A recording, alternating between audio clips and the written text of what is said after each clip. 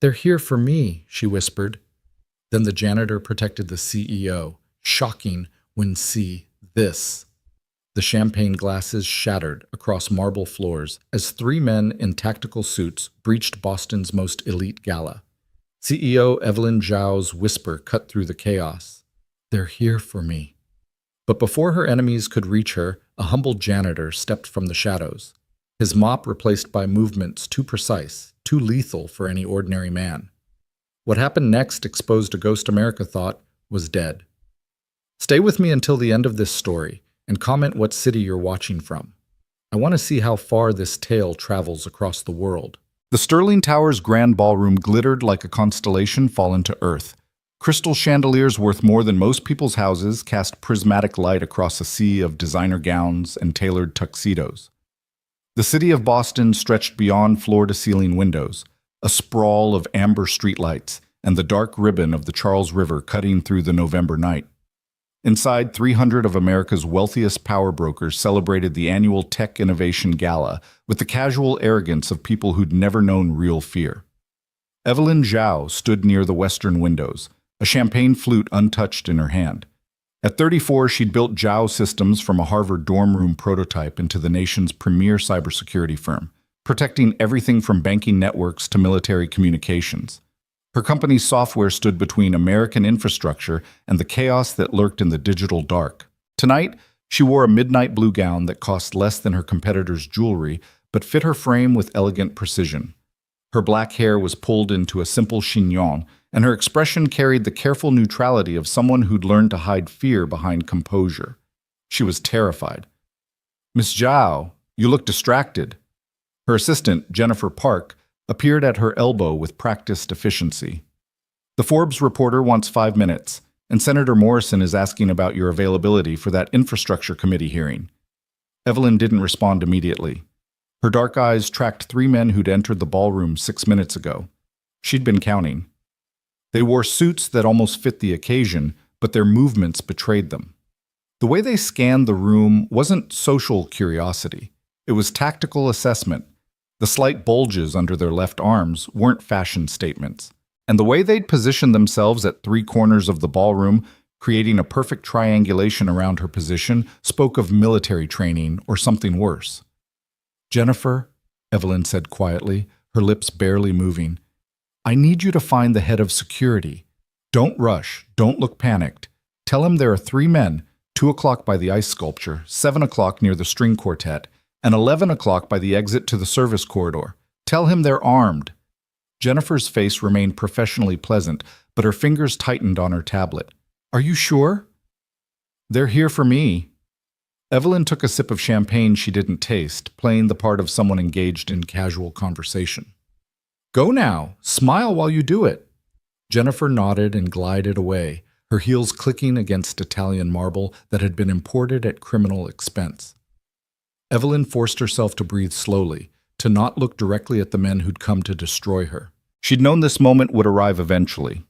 6 months ago, she'd testified before Congress about security vulnerabilities in critical infrastructure. She'd named names, exposed corruption, and made enemies among people who settled disputes with violence rather than lawyers. The death threats had started within a week. Her FBI contact had assured her they were credible but being handled. Handled meant she'd been assigned a security detail that followed her to work, to home, to the goddamn grocery store. But tonight, at an event attended by senators and CEOs, surrounded by Boston's elite in one of the city's most secure buildings, she'd insisted on minimal protection. She'd wanted to feel normal for one evening, to remember what life felt like before everything became threat assessment and contingency plans. That decision now felt catastrophically stupid. Michael Carter knelt on the ballroom's upper balcony level, a gray maintenance cart beside him, a polishing cloth in his weathered hands. He worked slowly, methodically, buffing the brass railing that overlooked the gala below. Most people didn't notice janitors. They were background elements, like furniture or potted plants, present but invisible. Michael had learned to appreciate this invisibility over the past 8 years. It was safer than being seen. "Daddy, are we still getting pizza after?" His daughter's voice pulled him from the careful rhythm of his work. Sophie Carter sat on a folding chair against the wall, her legs swinging beneath her, not quite reaching the floor. She was 7 years old, with her mother's soft features and Michael's gray-green eyes. Her school uniform was slightly rumpled from a day of second grade, and she clutched a worn paperback about dragons with the intense focus only children could summon. Michael set down his cloth and turned to her, his expression softening in a way it rarely did for anyone else. "Absolutely, sweetheart. Pepperoni and mushrooms, just like I promised. Can we get the cheesy bread too?" "Don't push your luck, kiddo." But his smile said she'd probably get the cheesy bread. Michael Carter looked exactly like what he was supposed to be. A middle-aged janitor with calloused hands and the kind of tired eyes that came from single parenthood and night shifts. His gray maintenance uniform hung loose on a frame that might once have been more muscular but now seemed worn down by life's smaller battles. His dark hair was threaded with premature silver, and a scar ran along his jawline, the kind that suggested a car accident or a bad fall, nothing more sinister than ordinary misfortune. Everything about him said ordinary, forgettable, safe. It was all carefully constructed fiction. Sophie returned to her book, and Michael resumed his work, but his attention was no longer on the brass railing. Something was wrong in the ballroom below. He'd felt it the moment those three men entered, a disturbance in the room's energy, like wolves entering a flock of sheep. His hands continued their polishing motion, automatic and mindless, while his mind cataloged everything his eyes saw. The man by the ice sculpture, 6'2", approximately 200 pounds, favoring his right side slightly, old injury or weapon placement. Military bearing, probably infantry based on his stance. Scanning the room in precise intervals, 30-second sweeps. The man near the string quartet, shorter, maybe 5'10", but broader. His suit jacket hung wrong on the left side, shoulder holster, likely a compact semi-automatic, ex-law enforcement possibly, or private military contractor. His eyes kept returning to the western windows.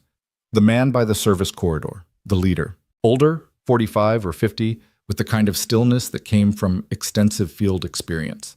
He wasn't scanning anymore. He was locked on a target. Michael followed his sight line to a woman in a midnight blue gown, standing alone near the windows, holding her champagne like it was a security blanket. Michael's heart rate didn't increase. His breathing didn't change. But something cold and long buried stirred in his chest, muscle memory from a life he'd promised to leave behind. "Sterling Tower Security, this is Agent Hayes." The voice crackled through the earpiece of Marcus Hayes, head of security for the building.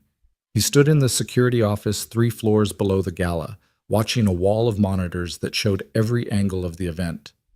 "Ms. Park, repeat your concern." Jennifer Park stood in an alcove off the main ballroom, her voice low and urgent. Ms. Zhao identified 3 men who appear to be armed. She believes they're targeting her. Marcus Hayes had worked security for 15 years. Presidential details, corporate protection, high-risk events. He'd learned to trust his instincts, and right now those instincts were screaming. He switched his radio to the channel for the 3-man team he'd positioned at the gala. "All units, we have a potential threat situation. 3 male subjects possibly armed. I'm sending their positions to your phones now." His fingers flew across the keyboard, tagging the 3 men on the monitors and pushing their images to his team's devices. The response came back immediately, clipped and professional. "Copy that. Visual confirmation on all 3 subjects. Moving to intercept." "Negative," Hayes said sharply. "Too many civilians. I want observation only until we can confirm weapons or hostile intent. Do not engage unless there's an imminent threat." But even as he gave the order, Marcus Hayes knew they were already behind the curve. The 3 men were moving now, closing the triangle around Evelyn Zhao with practiced precision. Whatever was about to happen, it would happen fast. Evelyn saw them start to move and knew she was out of time. The ballroom suddenly felt too large and too small simultaneously. All these people, all this space, and nowhere to run that wouldn't endanger someone else. She set down her champagne with deliberate care, her mind racing through options. The main exits were blocked. The windows were 40 stories up. Security hadn't arrived yet, which meant Jennifer either hadn't reached them or they were still assessing the situation. She was alone. "Evelyn Zhao." The voice came from behind her, too close. She turned to find the oldest of the 3 men, the one who'd been by the service corridor. Up close, she could see the scar tissue on his knuckles, the cold calculation in his pale blue eyes. "You're going to come with us, quietly, or this room will become very loud and very red." "I don't think so." Evelyn's voice was steadier than she felt. Around them, the gala continued. Conversations, laughter, the soft music of the string quartet. No one had noticed yet that anything was wrong. "Whatever you think you're going to accomplish, you won't get out of this building." "We're already out." The man smiled without warmth. "We're ghosts, Ms. Zhao, just like you're about to be." His hand moved toward her arm and Evelyn stepped back, her heel catching on her gown. She stumbled, and in that moment of imbalance, the man's grip closed on her wrist, hard enough to bruise, hard enough to control. "Don't make this difficult," he said. But Evelyn Zhao hadn't built a multi-billion-dollar company by being easy to control. She drove her free hand toward his eyes, her keys protruding between her fingers like makeshift claws. The man jerked back, surprised by the resistance, and his two partners moved in fast from their positions. That's when the shouting started. "Gun! He's got a gun!" The scream cut through the ballroom like a siren. A waiter had seen one of the men reach under his jacket, and in a room full of wealthy people who'd lived their entire lives insulated from violence, panic spread like wildfire. People scattered, women kicked off heels to run faster, men shoved past each other toward the exits. Crystal glasses shattered across marble. The string quartet stopped playing mid-note. The man holding Evelyn's wrist dragged her toward the service corridor, his professional calm evaporating into urgency. "Move, move, move!" On the upper balcony, Michael Carter stood and looked at his daughter. "Sophie, I need you to do exactly what I say." Something in his voice made her drop her book and pay attention. This wasn't Daddy who made breakfast and checked homework. This was someone else, someone who spoke with absolute authority and expected instant obedience. "See that red box on the wall?" He pointed to a fire alarm station 20 feet away. "I need you to run to it, pull that lever, and then go into the bathroom right next to it. Lock the door. Don't come out until I come get you. Do you understand?" "Daddy, what's happening?" "Sophie." He knelt down, his hands on her shoulders, his eyes locked on hers. "Trust me. Go now." She ran, her small feet pounding against the floor, and pulled the fire alarm with both hands. The building erupted in electronic shrieks and flashing lights. Sprinkler systems activated, raining water across the ballroom. The panic below intensified, people scrambling for exits in a chaos of water and alarm bells. Michael watched his daughter disappear into the bathroom, heard the lock click, and then he was moving. The maintenance cart fell away. The polishing cloth dropped to the floor. Michael Carter's hands went to the underside of the brass railing he'd been cleaning, found the magnetic case he'd placed there 3 months ago during routine maintenance, and retrieved its contents, a compact tactical knife, a set of lockpicks, and a small earpiece that connected to the building's security frequencies. He'd hoped he'd never need them. Hope was a luxury he could no longer afford. Michael vaulted over the balcony railing, his hands catching the decorative stonework, his body swinging down to the main floor with a precision that spoke of countless hours of training. He landed in a crouch behind a toppled champagne table, water streaming around him, and assessed the situation with the cold clarity of someone who'd done this 100 times before. 3 hostiles, one primary target being dragged toward the service corridor. Approximately 200 panicked civilians between his position and the threat. Security teams converging but still 30 seconds out, too slow. Michael moved through the chaos like smoke, weaving between running guests, staying low, staying invisible. The knife was in his hand but hidden against his forearm. His breathing was controlled, his heart rate steady. 8 years fell away like shed skin, and the man who emerged from beneath the janitor's uniform was someone else entirely. Phantom had always been good at this part, the moment when chaos needed to become order through the precise application of violence. The service corridor was accessed through a reinforced door that required a keycard. Evelyn Zhao was being pushed through it, the lead man's hand still locked on her wrist, his 2 partners flanking them with weapons now visible. The door was closing on a hydraulic hinge designed to shut slowly for safety compliance. Michael reached it with half a second to spare, his hand catching the edge, his body sliding through the narrowing gap. The 3 men were 15 feet ahead, moving fast down a white hallway that smelled of industrial cleaner and recycled air. They hadn't seen him yet. "Contact! Contact!" One of them had finally looked back. "We've got a tail!" The two partners turned, raising their weapons. Compact Glock 19s, professional hardware. But Michael was already moving, already inside their firing lines. His hand snapped up, the knife flashing, and the first man's gun went spinning away, blood streaming from fingers that would never hold anything properly again. Michael's elbow drove into the man's throat, a precise strike that collapsed the trachea, and the man went down choking. The second partner fired, but Michael was no longer where the gun was pointing. He'd pivoted behind the first man's falling body, using it as a shield, and came up fast with the man's dropped Glock in his hand. 2 shots, controlled and exact. The second partner took them both in the chest, center mass, and dropped without a sound. The entire engagement lasted 4 seconds. The leader still had Evelyn, and he'd pressed his own weapon against her temple. "Back off! Back off! Or she dies right here!" Michael stood perfectly still, the Glock held in a 2-handed grip, his aim never wavering from the 6 inches of the man's head that was visible behind Evelyn. Water dripped from his hair, his maintenance uniform was dark with moisture, and his gray-green eyes were absolutely empty of anything resembling mercy. "You're Marcus Webb." Michael's voice was flat, stating facts. "Former Delta Force. Dishonorable discharge for selling classified intel to Chinese military contractors. You've been off-grid for 6 years, working for whoever pays, doing whatever they ask. Tonight, someone paid you to kill Evelyn Zhao. You won't succeed." Webb's face went pale. "Who the hell are you?" "Let her go." "Not a chance." "I don't know who you are, Janitor, but you're not fast enough to take this shot before I—" Michael fired. The bullet passed 3 inches from Evelyn's ear, close enough that she felt the heat of its passage, and took Marcus Webb in the right eye. His grip on her loosened instantly as his body's electrical system shut down, and Evelyn stumbled forward, gasping, water-soaked and shaking. Michael caught her before she fell, steadying her with one hand while his gun stayed trained on the hallway behind them. "Are you injured?" "No, I'm—" Evelyn looked at the 3 bodies on the floor, at the man in a janitor's uniform who'd just executed a precision rescue operation that would have impressed Special Forces operators, and her brain struggled to reconcile what she was seeing. "Who are you?" "Stay behind me." Michael moved her against the wall, his body between her and any potential threats.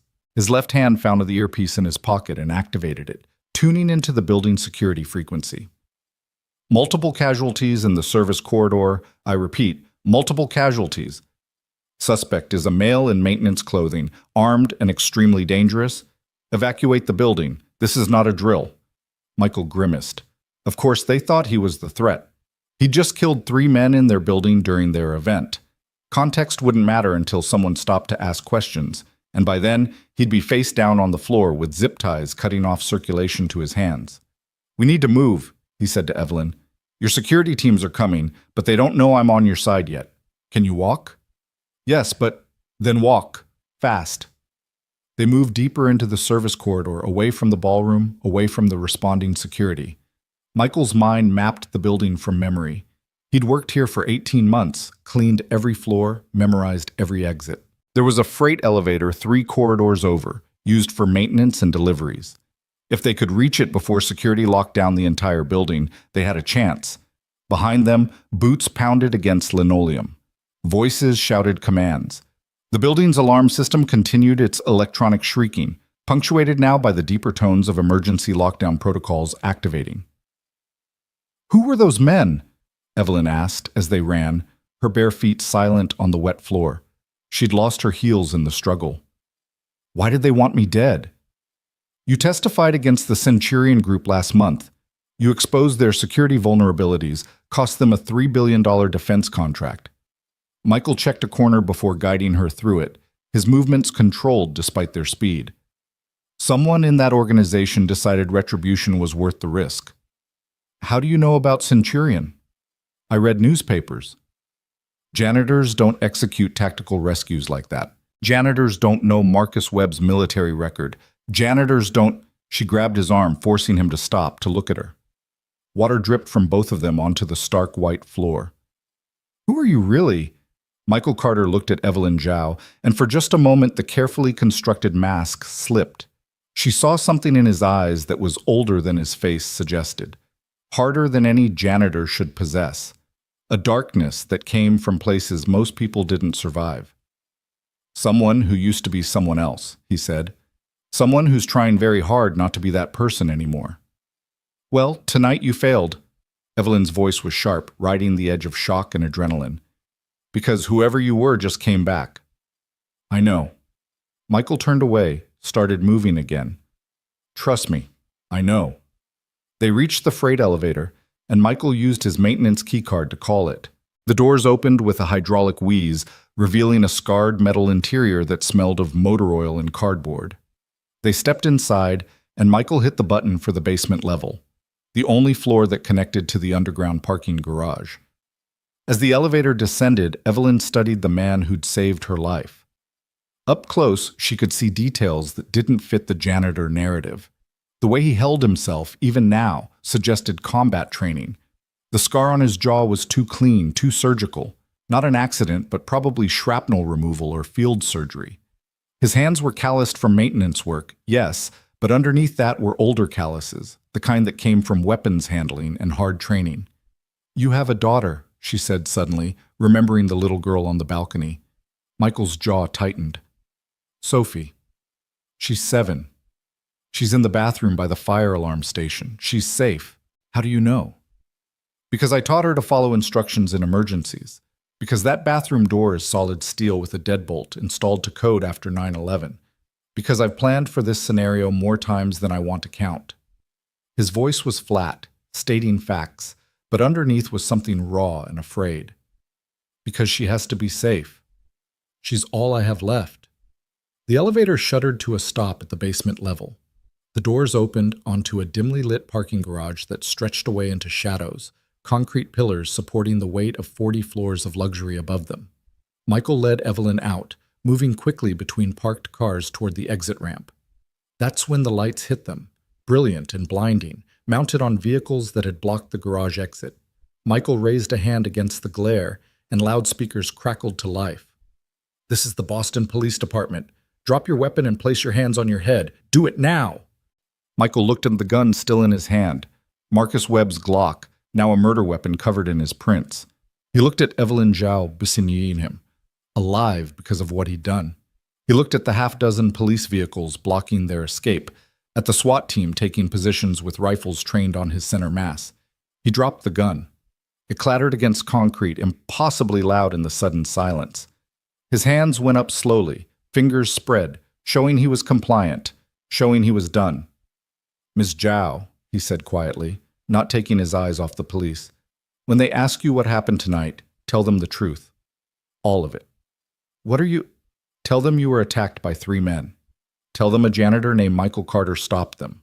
Tell them to check his background, his records, his history. Michael's voice was steady, but there was resignation in it. The sound of someone who'd known this moment would come eventually. Tell them to ask the FBI about Phantom. Evelyn's eyes went wide. Phantom? The Phantom? On your knees! Now! The police weren't interested in conversation. Michael knelt slowly, his hands still raised, and Evelyn watched as a dozen officers swarmed him. They moved with aggressive efficiency, hands wrenching his arms down, zip ties cutting into his wrists, knees pressing into his back to keep him prone. Someone read him his rights in a rapid monotone, the Miranda warning delivered like a grocery list. Through it all, Michael Carter's expression never changed. He simply endured, his gray-green eyes fixed on some distant point, waiting for this storm to pass like he'd waited through so many others. Wait! Stop! Evelyn found her voice, stepped forward despite an officer trying to hold her back. He saved my life. Those men upstairs were trying to kill me, and he stopped them. Ma'am, please step back. We'll take your statement shortly. You don't understand. He's not the threat. He's... But Marcus Hayes had arrived now, running down the exit ramp with his security team. He saw Evelyn, saw the man in custody, and his face went through a complicated series of expressions.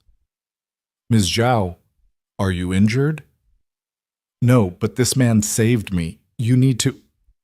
I have 3 dead bodies in my service corridor and a ballroom full of traumatized civilians. Saved you or not, he's got a lot of explaining to do. Hayes looked at the officers. Where are you taking him? Central booking, then probably holding pending investigation. I want to be notified immediately when the FBI arrives. Hayes pulled out his phone, already dialing. And they will arrive, trust me on that. Because Marcus Hayes had been in security long enough to recognize certain things. The way that Janitor had moved, that wasn't amateur self-defense training from a weekend course. Those were precision kills executed by someone with extensive military experience. And the name Evelyn Zhao had mentioned, Phantom, that rang distant bells. Old operation names whispered in the kind of briefings Hayes used to attend when he worked presidential security. If this janitor was really who Evelyn thought he was, then tonight had just become exponentially more complicated. Michael was loaded into a police van, still silent, still compliant. As the doors closed, he looked back one last time at Sterling Tower rising into the night sky, water still streaming from broken sprinklers, fire alarms still ringing, and somewhere 40 floors up, his daughter was waiting for him to come back. He'd promised her pizza. That promise felt very far away now. The van pulled away from the garage, lights flashing, and Evelyn Zhao stood in the basement of her own gala, barefoot and soaking wet, watching the man who'd saved her life disappear into the legal system. Around her, police and security swarmed, processing the scene, interviewing witnesses, trying to understand what had happened. But Evelyn already understood one thing with crystal clarity.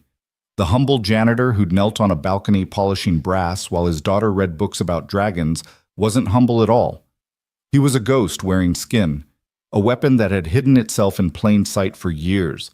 And tonight, someone had forced that weapon back into the light. The question now was why? Why had Marcus Webb and his team targeted her so aggressively? Why had they been willing to hit her in such a public place, surrounded by witnesses and security? The Centurion group was ruthless, yes, but they were also professional. This kind of brazen attack wasn't their style. Unless they were desperate, unless whatever Evelyn knew, whatever she'd testified about, was more dangerous than she'd realized. Unless someone had decided that killing her was worth any risk, any exposure, any consequence. Evelyn pulled out her phone, miraculously still functional despite the water, and dialed her FBI contact. He answered on the second ring, his voice thick with sleep. Zhao, it's 2 a.m. This better be... I was just attacked at the Sterling Tower Gala by 3 men led by Marcus Webb, former Delta Force, current mercenary. They're dead now, killed by someone who I think used to be military or intelligence. He called himself Michael Carter, but he told me to tell you to ask about Phantom. Evelyn spoke quickly, precisely, while the details were still sharp. I need you to find out everything about both situations, and I need it yesterday. Silence on the other end. Then, Phantom? As in the Phantom? That's impossible. He died 8 years ago in Afghanistan. Apparently, rumors of his death were exaggerated. He's currently being taken to central booking by Boston PD, and Agent Morrison, if he disappears into the system or something happens to him before you get there, I'm going to consider that a problem. Evelyn, slow down. You're telling me that a dead special operations legend just saved your life while working as a janitor? That's exactly what I'm telling you. And I'm telling you that whatever reason Marcus Webb had for trying to kill me tonight, it's bigger than my congressional testimony. Someone is scared enough of what I know to risk everything. I need protection. I need answers. And I need you to make sure that Michael Carter and his daughter are safe. Do you understand me? Agent Morrison understood. He'd worked with Evelyn Zhao long enough to know that when she used that tone, the situation was real and the threats were credible. I'll have a team at your location in 20 minutes. Don't talk to anyone else until we arrive. And Evelyn, if that janitor really is Phantom, then we're all in deeper than you realize. That name came attached to operations so black they didn't have file numbers. If he's alive, there are people who won't be happy about it. The call ended, and Evelyn looked around the parking garage, at the police tape, the evidence markers, the blood trail leading back to the elevator. 40 floors above, her gala was ruined. Her reputation would take a hit from the violence that had erupted at her event. The media would have a field day. She didn't care about any of it. She cared about the man who'd stepped out of invisibility to save her life, who'd killed 3 trained operators with surgical precision and then surrendered peacefully because he had a daughter waiting for him. She cared about understanding who he really was, what he'd done, and why he'd been hiding. Most of all, she cared about making sure that whoever had sent Marcus Webb would answer for it. Evelyn Zhao had built her company on the principle that security meant more than firewalls and encryption. It meant identifying threats before they materialized, understanding enemies before they struck, and protecting assets before they knew they needed protection. Tonight, she'd been the asset. She'd failed to see the threat, but she was still alive, and that gave her a chance to learn from her mistakes. The FBI arrived exactly 19 minutes later, 3 black SUVs with government plates and men in suits that screamed federal authority. Agent Morrison emerged from the lead vehicle, his expression grim, and walked directly to Evelyn. "Tell me everything," he said. So she did. She told him about recognizing the 3 men in the ballroom, about Marcus Webb's cold threats, about the janitor who'd become something else entirely. She described the precision of the kills, the tactical awareness, the way Michael Carter had moved like violence was his first language, and everything else was just translation. Morrison listened without interrupting, his face growing more concerned with each detail. When she finished, he made a phone call that consisted of exactly 7 words. "We need to activate Protocol Lazarus." He hung up and looked at Evelyn.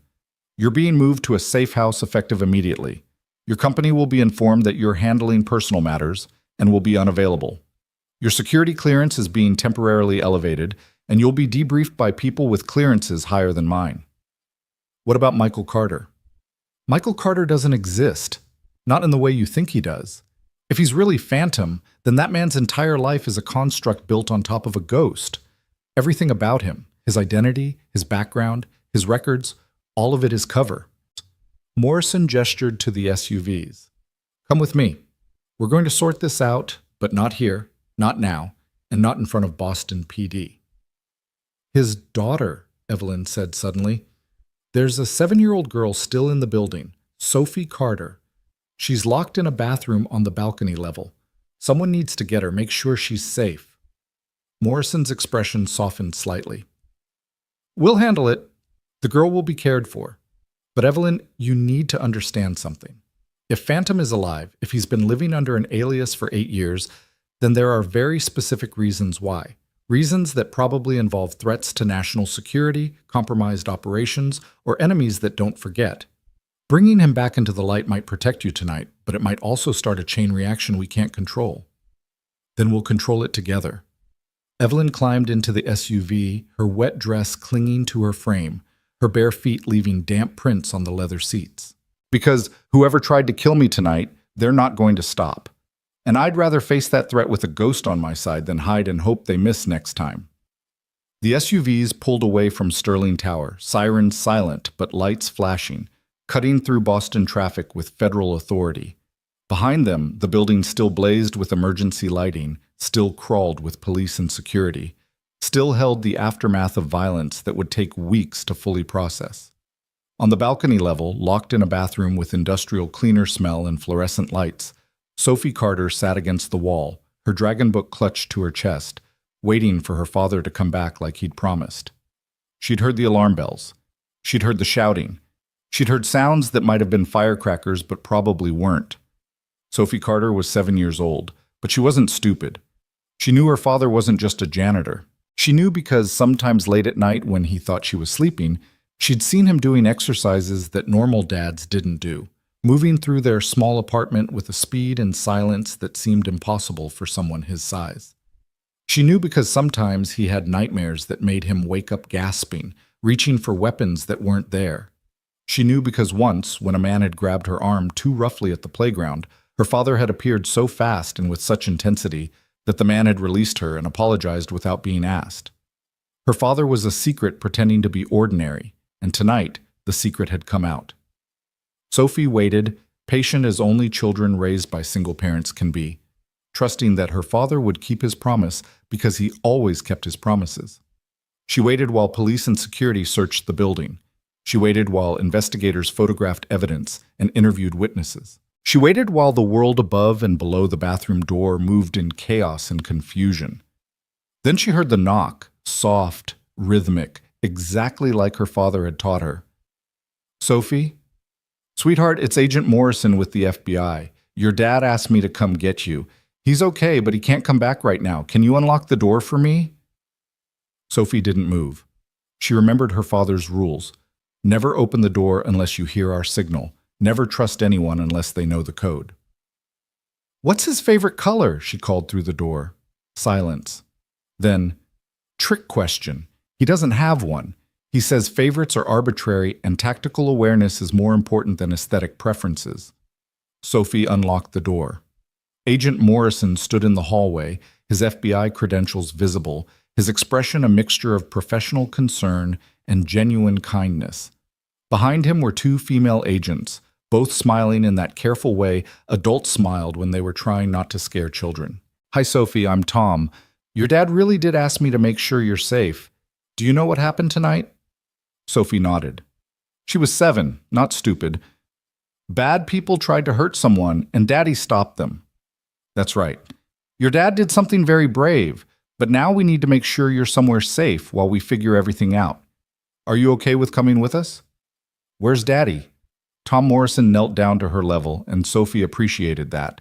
Adults who knelt down were usually telling the truth. "Your dad is with the police right now. He's not in trouble. Well, he's sort of in trouble, but not the bad kind of trouble. More like the complicated kind. But I promise you, we're going to make sure he's safe and that you two see each other again soon. Can you trust me on that?" Sophie looked at him with gray-green eyes that were far too old for her face, eyes that had learned to read people from watching her father navigate a world that didn't always make sense. She saw sincerity in Agent Morrison's expression, saw concern that seemed genuine, saw the kind of person her father might trust if he had to trust anyone. "Okay," she said, "but we were supposed to get pizza, pepperoni, and mushrooms." "Then that's what we'll get. I know a place that's still open." Tom Morrison held out his hand, and Sophie took it, her small fingers disappearing into his grip. As they walked through Sterling Tower toward the exit, past police tape and evidence markers and rooms still dripping with sprinkler water, Sophie Carter carried her dragon book and thought about her father. She'd known he was a secret, but she'd never known he was a hero. Maybe they were the same thing, just seen from different angles. Across the city, in a holding cell at Boston Police Headquarters, Michael Carter sat on a metal bench bolted to the concrete wall and waited for the storm to break. They'd taken his wallet, his keys, his shoelaces. They'd photographed him, fingerprinted him, run his information through every database they had access to. What they'd found had made them very nervous. Michael Carter had a social security number, a driver's license, an employment history going back 8 years. He had an apartment lease in Dorchester, a checking account at a local credit union, tax returns filed on time. He existed on paper with perfect documentation, but none of it was real. The social security number traced back to a child who died in 1997. The employment history had references that checked out but never quite felt completely authentic. The apartment lease was paid from a bank account funded by sources that, if anyone looked deep enough, vanished into the kind of black budgets that didn't have congressional oversight. Michael Carter was a construct, a fiction maintained by people who had reasons to keep that fiction alive. And now, because he'd chosen to save a life instead of maintaining his cover, that entire carefully built illusion was crumbling. The holding cell door opened and 2 men in suits entered. Not police, federal. One was younger, mid-30s, with the kind of rigid posture that suggested military background. The other was older, 60 or more, with silver hair and the expression of someone who'd seen everything and was impressed by none of it. "Captain Cross," the older man said, his voice carrying the weight of authority. "Or do you prefer Phantom, or maybe just Michael these days?" Michael looked up, his face carefully neutral. "I prefer to be with my daughter." "Your daughter is safe. She's being cared for by people who understand the situation. You have my word on that." The older man pulled a chair from the corner and sat down, ignoring the younger agent's look of disapproval. "I'm Director Walsh, Defense Intelligence Agency. This is Agent Chen. We have a problem." "Several, I'd imagine." "You're supposed to be dead. You've been legally deceased for 8 years, Captain. Your funeral was attended by 200 people, including the Secretary of Defense. Your name is on a memorial wall at Fort Bragg. Your daughter receives survivor benefits from a trust fund set up by people who believed her father died serving his country." Walsh leaned forward, his expression hard. "Tonight, you killed 3 men in front of witnesses, including a prominent CEO who is now very interested in who you really are. You violated your cover, exposed classified operations, and created an intelligence nightmare that is going to take months to clean up. Would you like to explain to me what the hell you were thinking? Michael met his gaze without flinching. I was thinking that Evelyn Zhao was about to be executed by Marcus Webb and two operators from the Centurion Group. I was thinking that her death would have compromised critical infrastructure security at a time when we can't afford that kind of vulnerability. I was thinking that I had the skills to prevent it and approximately 3 seconds to make a decision. He paused. I was thinking that some things matter more than cover identities. Noble, stupid, but noble. Walsh sighed, suddenly looking older.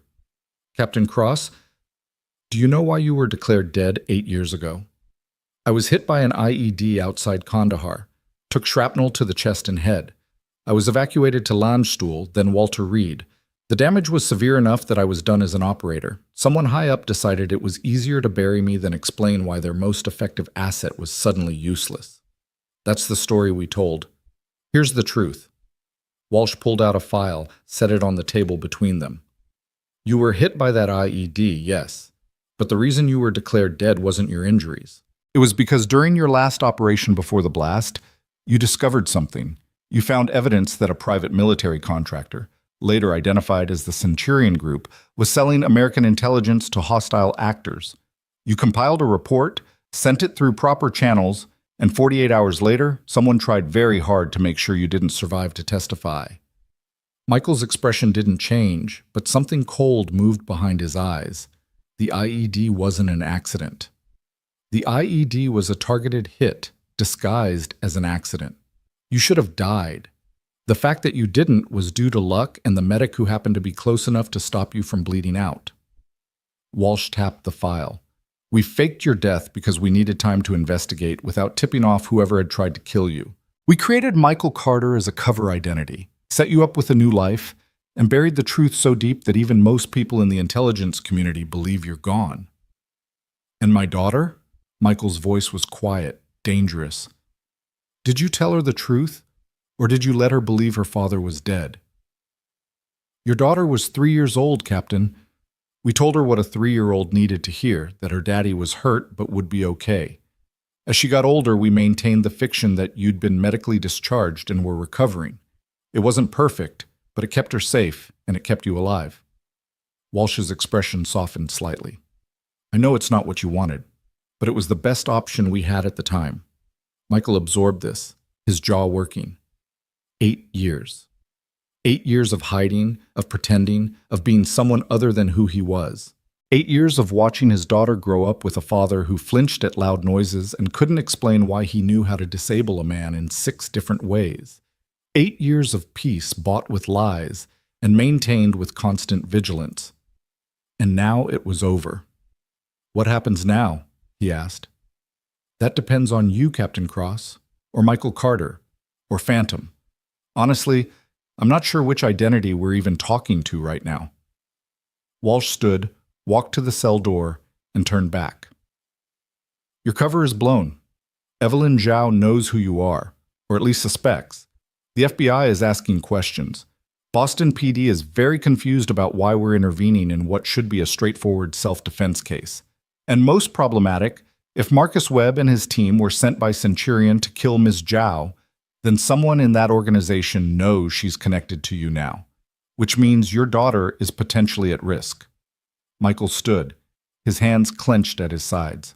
If anyone touches Sophie, no one is going to touch Sophie. We'll make sure of that. But Captain, you need to understand the situation. You can't go back to being just a janitor. That life is over. The question now is what life replaces it.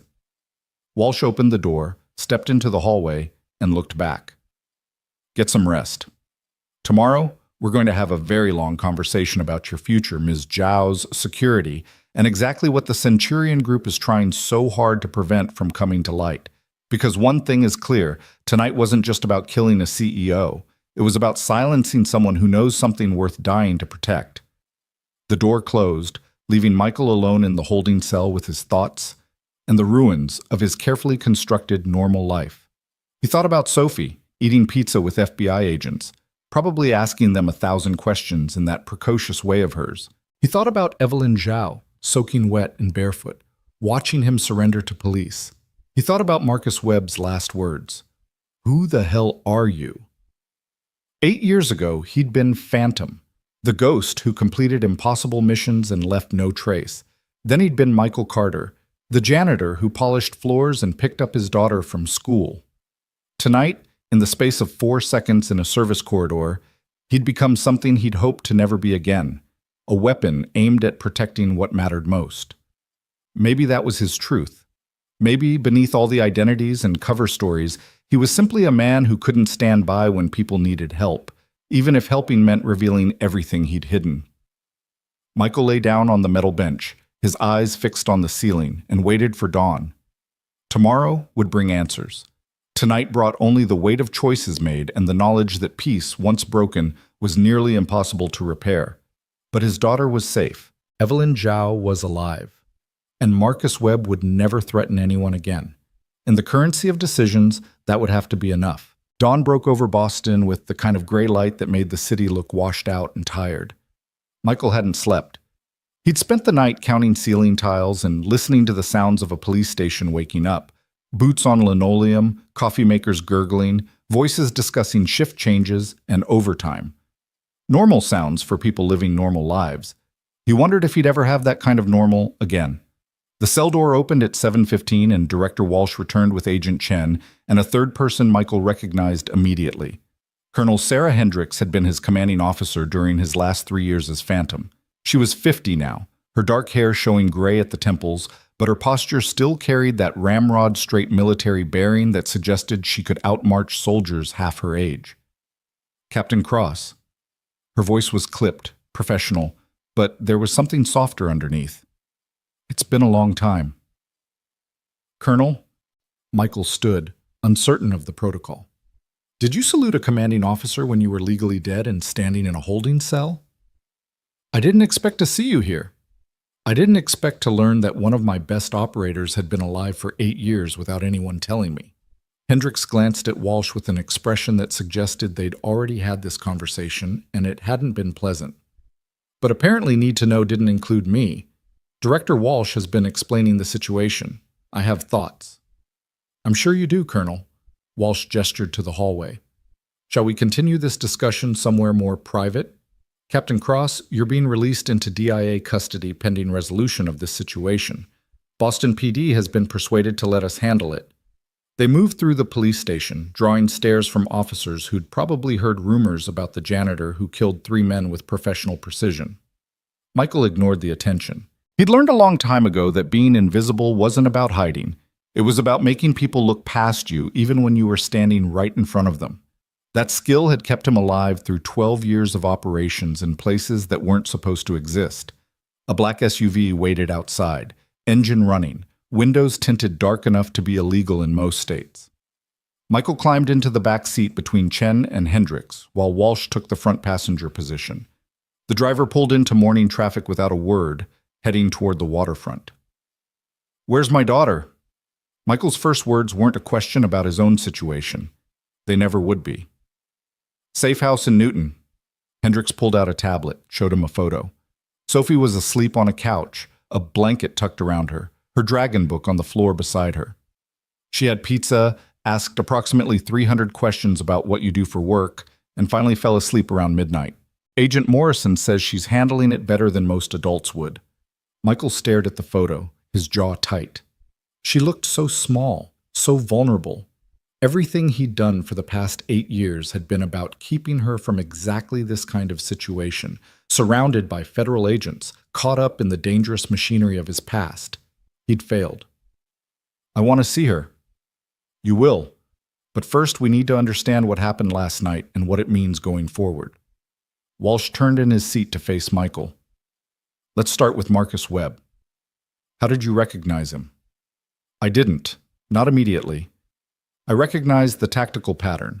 3 operators creating a perimeter around a target. Once I saw their movement, I knew what they were planning. When I got close enough to hear him speak, his voice triggered memory. We crossed paths in Afghanistan, briefly. He was Delta Force then, running interdiction operations near the Pakistan border. There were rumors even back then that he was taking payment from contractors for intelligence. Those rumors were accurate. Chen opened a file on his own tablet, scrolled through documents. Marcus Webb was dishonorably discharged in 2019 after an investigation proved he'd been selling classified tactical information to a Chinese intelligence front company. He went underground after that, surfaced a few times working as a mercenary for various groups. Last confirmed sighting was 6 months ago in Yemen, working security for an oil consortium. And now he's dead in Boston, trying to kill a tech CEO. Hendricks looked at Michael. Did he recognize you? No, why would he? Phantom died 8 years ago. He saw a janitor who got lucky. You don't get that lucky, Captain. What you did in that corridor was expert-level close-quarters combat. 3 armed operators neutralized in under 10 seconds. That's not luck. That's muscle memory from thousands of hours of training. Hendricks leaned forward, her expression intense. Which raises the question, what have you been doing for the past 8 years? Because janitors don't maintain that level of operational readiness by accident. Michael looked out the window at Boston passing by. Early morning joggers, coffee shops opening, delivery trucks making their rounds. Normal people doing normal things, unaware that the world they inhabited was held together by people like him who operated in the shadows. I trained, he said quietly. Every night after Sophie went to sleep, I trained. Not because I thought I'd need it, because I was afraid of what would happen if I let it slip away completely. The skills, the reflexes, the awareness, they're part of who I am. I couldn't just turn them off, even when I wanted to. You wanted to? Walsh's question was gentle, probing. Every single day. Do you know what it's like to be that good at violence? To know that you could end someone's life in half a dozen ways before they even realized you were a threat? It's not a gift, Director Walsh. It's a burden. And I wanted nothing more than to be free of it, to be just a father raising his daughter in peace. Michael's voice was steady, but there was pain underneath. But I couldn't let it go completely, because some part of me knew that one day someone from my past would find me, or someone would need me, or the world would stop being safe enough for me to pretend I was harmless. The SUV turned onto a side street, pulling into an underground parking garage beneath a building that didn't advertise what it housed. They took an elevator to the 4th floor, emerged into a space that looked like a corporate office, but felt like a military command center.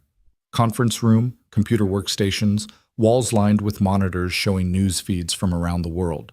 A woman stood by the window, silhouetted against the morning light. She turned as they entered, and Michael felt something in his chest tighten. Evelyn Zhao looked different in daylight, wearing borrowed FBI clothing, dark slacks, and a white button-down that didn't quite fit. Her hair was pulled back in a simple ponytail, and without the gala makeup, she looked younger and somehow more dangerous. Her dark eyes locked on Michael with an intensity that suggested she'd spent the night thinking about exactly what questions to ask him. Mr. Carter, her voice was cool, controlled. Or should I call you Captain Cross, or Phantom? I'm unclear on the proper protocol for addressing ghosts. Michael is fine. Michael. She walked toward him, and he noticed she was still barefoot. The FBI had provided clothes, but apparently not shoes. The man who saved my life last night. The man who killed 3 people with a precision that would impress Special Forces operators. The man who worked in my building for 18 months, cleaning floors and emptying trash, while being one of the most dangerous people in the country. She stopped 3 feet away, studying him like he was a puzzle she was determined to solve. Who are you really? Director Walsh intervened before Michael could answer. Ms. Zhao, perhaps we should all sit down. This is going to take some time to explain. They arranged themselves around a conference table, Walsh and Chen on one side, Hendricks beside them, Michael and Evelyn on the other. Someone had brought coffee and pastries, the kind of gesture toward normalcy that felt absurd given the circumstances. Michael ignored the food. Evelyn picked at a croissant without eating it. Walsh cleared his throat and began. Ms. Zhao, what I'm about to tell you is classified at the highest level.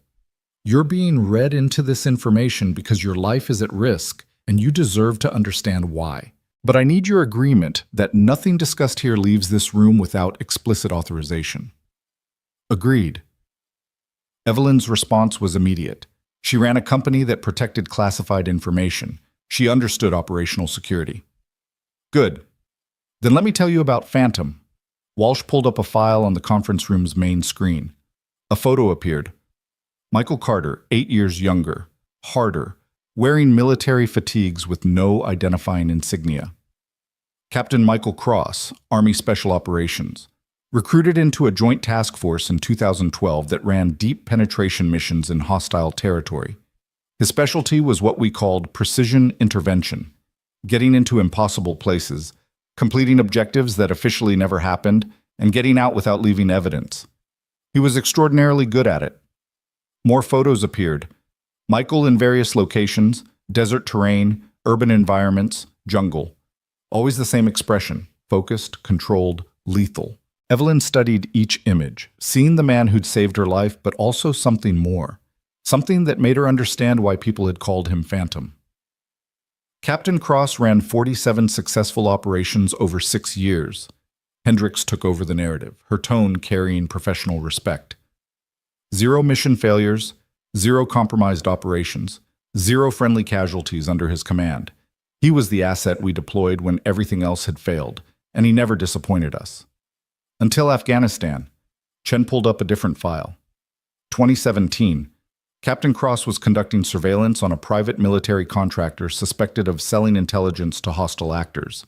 He compiled evidence, sent it through proper channels, and 48 hours later, an IED hit his convoy. 3 soldiers died. Captain Cross survived, but with injuries that should have killed him. The screen showed medical reports, X-rays showing shrapnel damage, surgical notes detailing the extensive repairs needed to keep him alive. Evelyn read them with growing horror, understanding just how close Michael had come to death. We believed at the time that the IED was bad luck, wrong place, wrong time, but as we investigated, we realized it was a targeted hit. Someone had known Captain Cross's route, known his timing, and planted that explosive specifically to kill him. Walsh's expression was grim. We couldn't prove who ordered it without exposing our entire investigation into the contractors. So we made a decision. We declared Captain Cross dead, created a new identity for him, and gave him a life outside the military. It was supposed to be temporary, just until we could prosecute the people responsible. But Evelyn sensed there was more. But the investigation got complicated. The contractors had connections that went higher than we anticipated. People in Congress, people in the Pentagon, people who could make evidence disappear and witnesses change their stories. We were fighting a war on multiple fronts, and Captain Cross was safer dead than alive. So the temporary solution became permanent. Walsh looked at Michael. We checked in periodically, made sure he and his daughter were secure, but we left him alone. We thought that was the kindest option. It was. Michael spoke for the first time since they'd sat down. His voice was quiet, but firm. You gave me 8 years of peace, Director Walsh. 8 years of being a father without looking over my shoulder constantly. 8 years of Sophie growing up in relative normalcy. I'm not ungrateful for that. But last night you threw it all away. Chen's tone wasn't accusatory, just stating facts. You exposed yourself to save Ms. Zhao. Why? Michael looked at Evelyn, and she saw something in his expression that made her chest tighten. Not attraction, not romance. Something more fundamental. Recognition. The look of one person seeing another clearly, understanding their value, acknowledging their worth. Because she matters, Michael said simply. Because Zhao Systems protects critical infrastructure that keeps this country running. Because her testimony exposed corruption that needed exposing. Because she has value beyond her own life, and letting her die would have been wrong. He paused.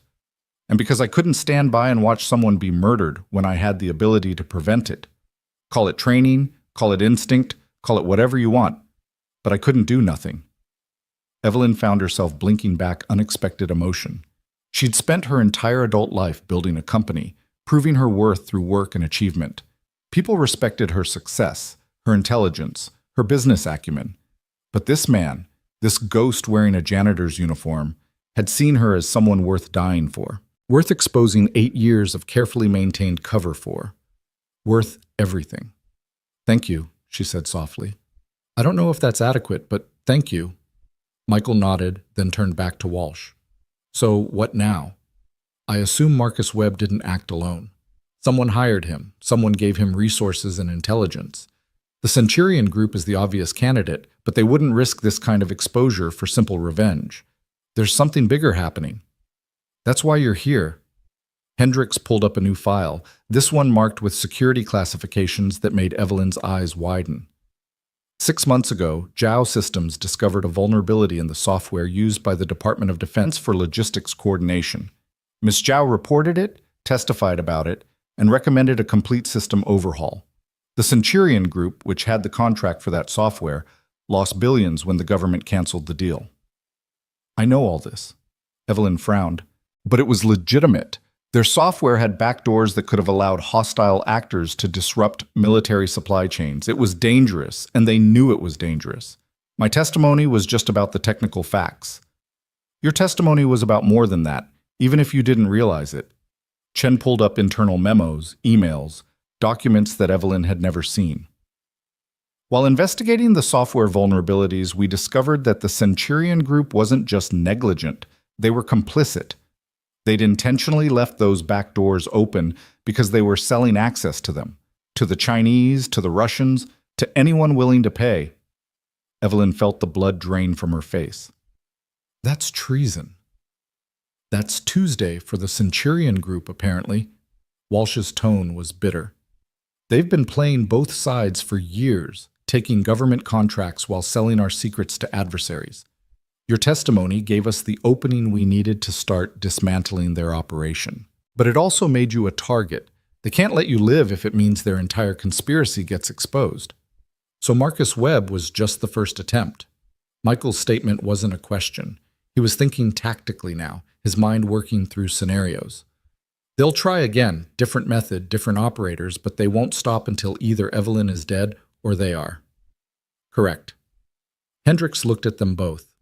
Which brings us to the purpose of this meeting. Ms. Zhao needs protection, not the kind of protection she had at that gala, visible security that can be planned around.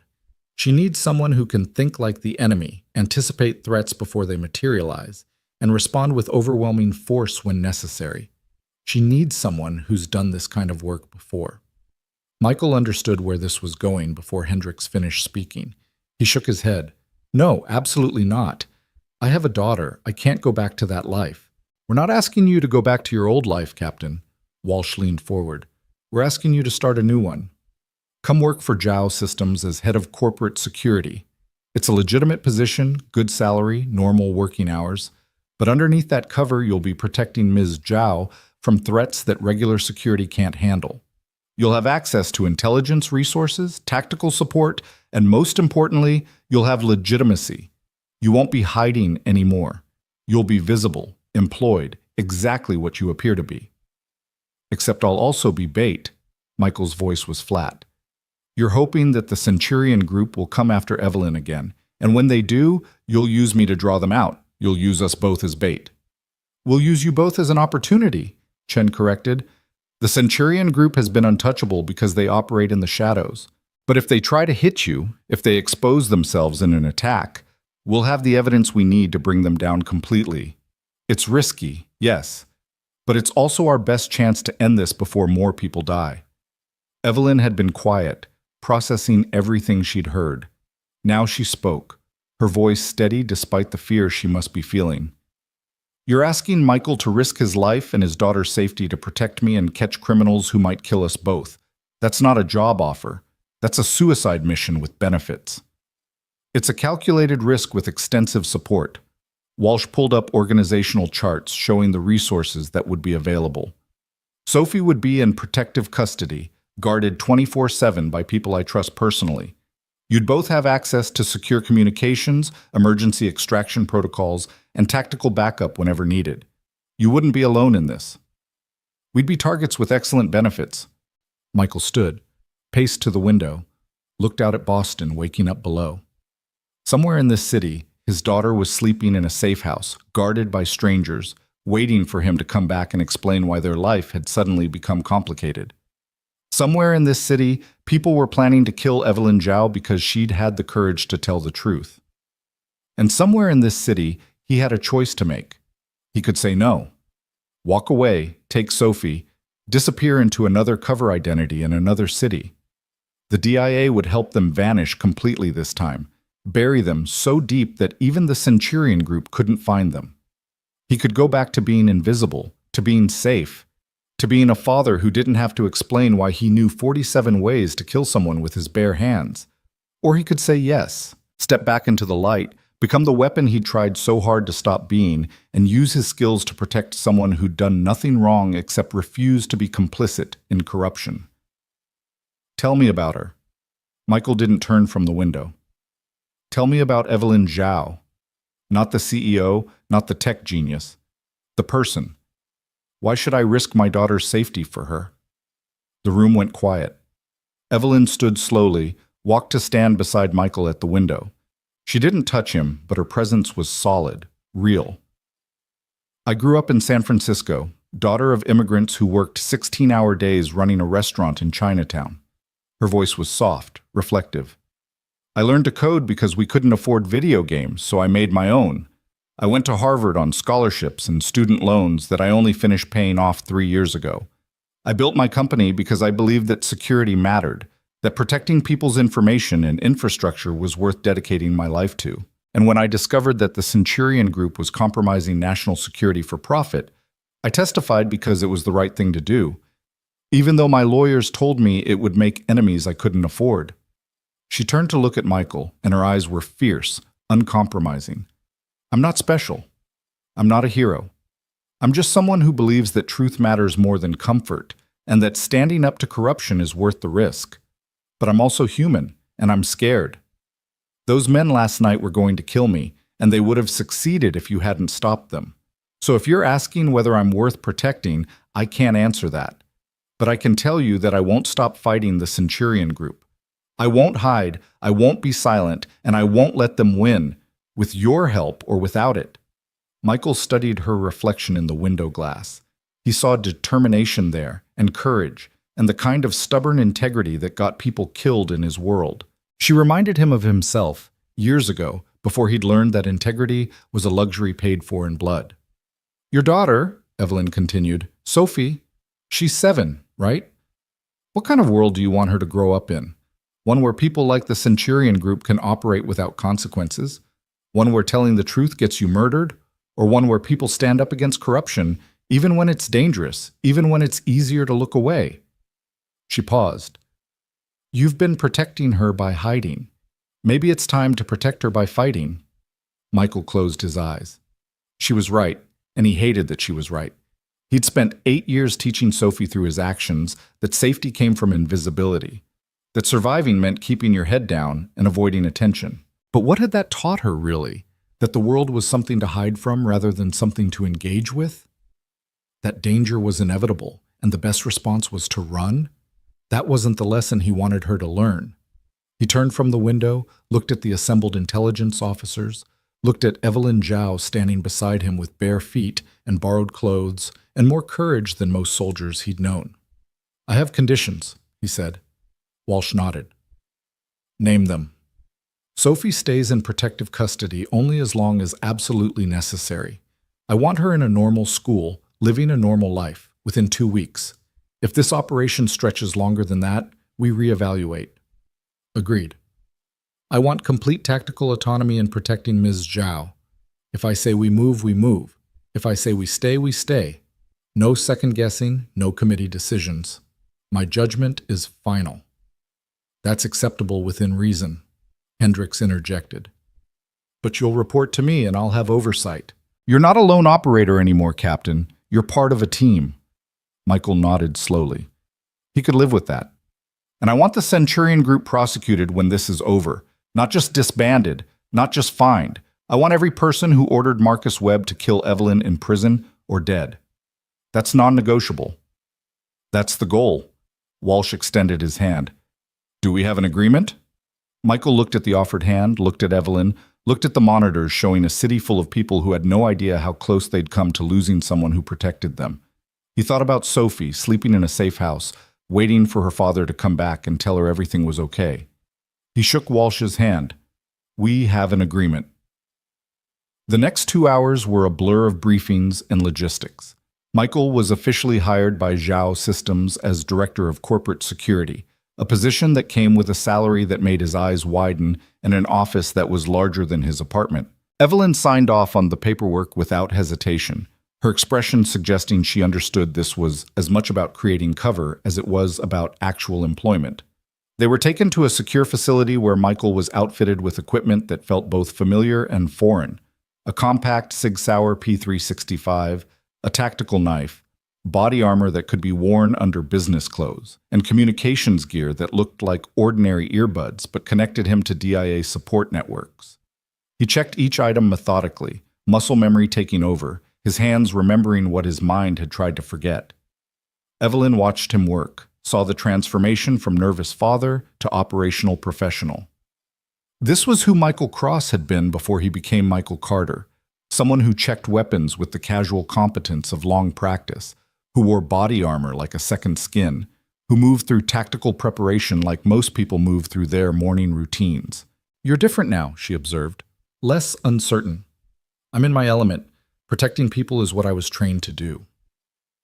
Michael checked the magazine on his Sig Sauer, loaded it, holstered the weapon at his hip.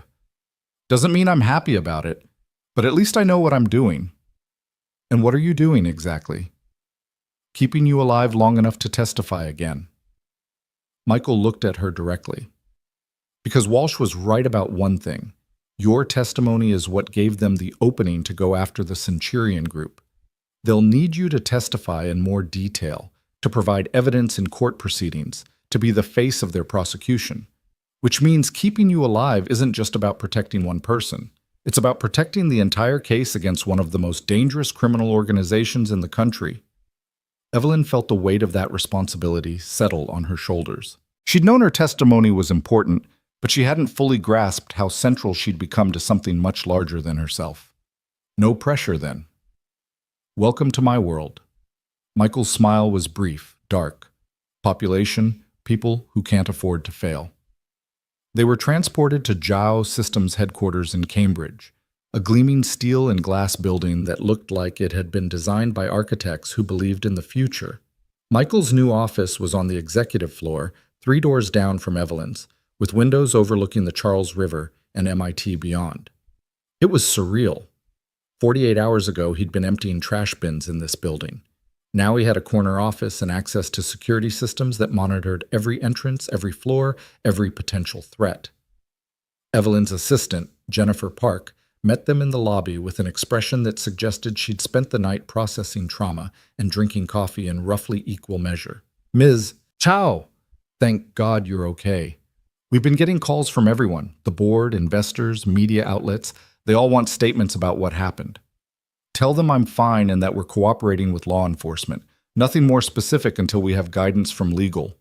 Evelyn paused. "Jennifer, this is Michael Carter. He's our new director of corporate security." Jennifer looked at Michael, recognition dawning slowly. "The janitor. You were the one who... I'm the one who's going to make sure nothing like last night happens again." Michael's tone was professional, firm. "I'll need access to all security footage, employee records, visitor logs for the past 6 months. I'll also need to interview your entire security team and assess our current protocols. That's going to take time. Then we'd better start now." Michael gestured toward the elevators. "Ms. Zhao's life depends on having security that actually works. Let's make that happen." They rode the elevator to the Security Operations Center, a room filled with monitors and workstations where a team of 6 guards managed building access and surveillance. The head of the team was a man named Derek Wallace, ex-military police, competent but clearly out of his depth with the current situation. "Mr. Carter." Wallace stood, extended his hand. "I heard about what you did at Sterling Tower. That was impressive work." "It was necessary work." Michael shook his hand, assessed the room with a practiced eye. "Walk me through your current protocols. I want to understand what we're working with." For the next hour, Wallace explained their security setup: card access systems, cameras covering all public areas, guards stationed at main entrances. It was adequate for a normal corporate environment designed to handle theft and basic threats. It was woefully insufficient for protecting against the kind of attack the Centurion Group could mount. Michael made notes, asked questions, pointed out vulnerabilities that made Wallace increasingly uncomfortable. The loading dock had blind spots. The parking garage wasn't monitored after hours. Employee credentials weren't regularly audited. There were a dozen ways a professional team could breach the building, and Michael knew them all because he'd exploited similar weaknesses in hostile facilities dozens of times. "We need to completely overhaul this system," Michael said finally. "Starting today. I want cameras covering every angle, including underground utilities access. I want biometric scanners at all entry points, not just card readers that can be cloned. I want a rotating guard schedule so patterns can't be predicted. And I want background checks run on every employee who has access to executive floors. That's going to cost... I don't care what it costs." Evelyn had appeared in the doorway, listening. "Mr. Carter's recommendations are approved." Whatever he needs, get it done. Wallace nodded, clearly understanding this wasn't a discussion. "Yes, ma'am. We'll start immediately." As they left the security center, Evelyn touched Michael's arm. "Was I too harsh? Overriding his concerns about budget?" "You were exactly right. This isn't about budget. It's about survival." Michael pulled out his phone, checked a message from Director Walsh. "And speaking of survival, we need to talk about your schedule. You have a board meeting tomorrow, a conference call with investors on Thursday, and you're supposed to speak at a tech summit in New York next week. All of that needs to be reconsidered." "I'm not going to hide in my office, Michael. I have responsibilities." "And I have a responsibility to keep you alive. Those two things need to find a balance." They walked toward her office, their footsteps echoing in the empty executive hallway. "The board meeting can be virtual. The investor call can be secured with proper protocols. But the New York summit, that's too exposed, too many variables. I recommend canceling." Evelyn stopped walking, turned to face him. "That summit is important. I'm receiving an award for innovation in cybersecurity. It's not just about me. It's about representing women in tech, about showing that speaking up against corruption doesn't mean your career ends.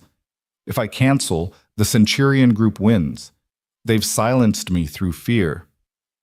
Michael understood her logic, but he also understood the reality of their situation. They haven't silenced you. They've tried to kill you. There's a difference. And that award ceremony is a perfect opportunity for them to try again. Large crowd, public venue, dozens of access points. It's a security nightmare. "Then make it secure. Isn't that what I'm paying you for?" Evelyn's expression was challenging, but there was something else underneath, a need to prove that she wouldn't be controlled by fear, that her life wouldn't be dictated by threats. Michael recognized that need. He'd felt it himself many times, the refusal to let danger define him. It was what had made him an effective operator. It was also what had nearly gotten him killed in Afghanistan. "I'll make it as secure as possible," he said finally, "but understand that as secure as possible still means risk, real risk, the kind that doesn't come with guarantees." "I understand." Evelyn met his gaze steadily. "But I won't live in fear. I can't. If the Centurion Group wants me dead, they'll have to work for it." Michael almost smiled. Almost. "Then let's make them work very hard." They spent the rest of the day planning, preparing, building the infrastructure that would keep Evelyn alive through what came next. Michael coordinated with Walsh's team on intelligence gathering, worked with Wallace on security improvements, and reached out to old contacts who owed him favors. By evening, they had the beginnings of a plan. Not perfect, but better than improvising under fire. At 7 o'clock, Michael's phone buzzed with a message from Agent Morrison. "Sophie's awake and asking for you. She's handling it well but needs to see you." Michael showed the message to Evelyn. "I need to go see my daughter. Will you be okay here for a few hours?" "I'll be fine. Director Walsh has agents in the building, and your security team is on alert. Go be with Sophie. She needs you more than I do right now." Evelyn hesitated, then added, "Tell her thank you for pulling that fire alarm. It probably saved lives." Michael nodded and left, driving through Cambridge evening traffic toward the Newton safe house. It was an ordinary suburban home on an ordinary suburban street, indistinguishable from its neighbors except for the armed federal agents positioned discreetly at every approach. Agent Morrison met him at the door. She's in the living room. Fair warning, she has questions. A lot of questions. Michael entered to find Sophie sitting on the couch, her dragon book beside her, a half-eaten sandwich on the coffee table. She looked up when he came in, and her expression went through several rapid changes: relief, joy, uncertainty, and something that looked like betrayal. "Daddy."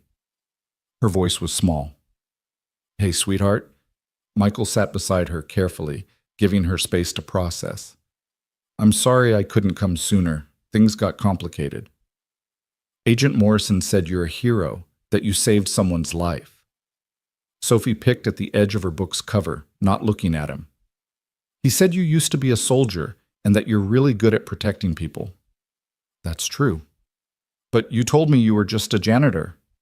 Now she did look at him, and her eyes were confused, hurt. "You lied to me." Michael felt that accusation like a physical blow. "I didn't lie exactly. I am a janitor, but I used to be a soldier, yes. And I didn't tell you because I wanted you to have a normal life. I wanted you to be safe." "Safe from what? How did you explain to a 7-year-old that the world contained people who would kill to protect their secrets? That her father had enemies who might hurt her just to hurt him? That safety was an illusion maintained through constant vigilance and careful deception? Safe from people who might want to hurt us because of things I did when I was a soldier. Bad people who don't like that I stopped them from hurting others." Michael reached out, tucked a strand of hair behind Sophie's ear. "Everything I've done, sweetheart, has been to protect you. Maybe I did it wrong. Maybe I should have told you the truth sooner, but I promise you, I've never lied about the important thing."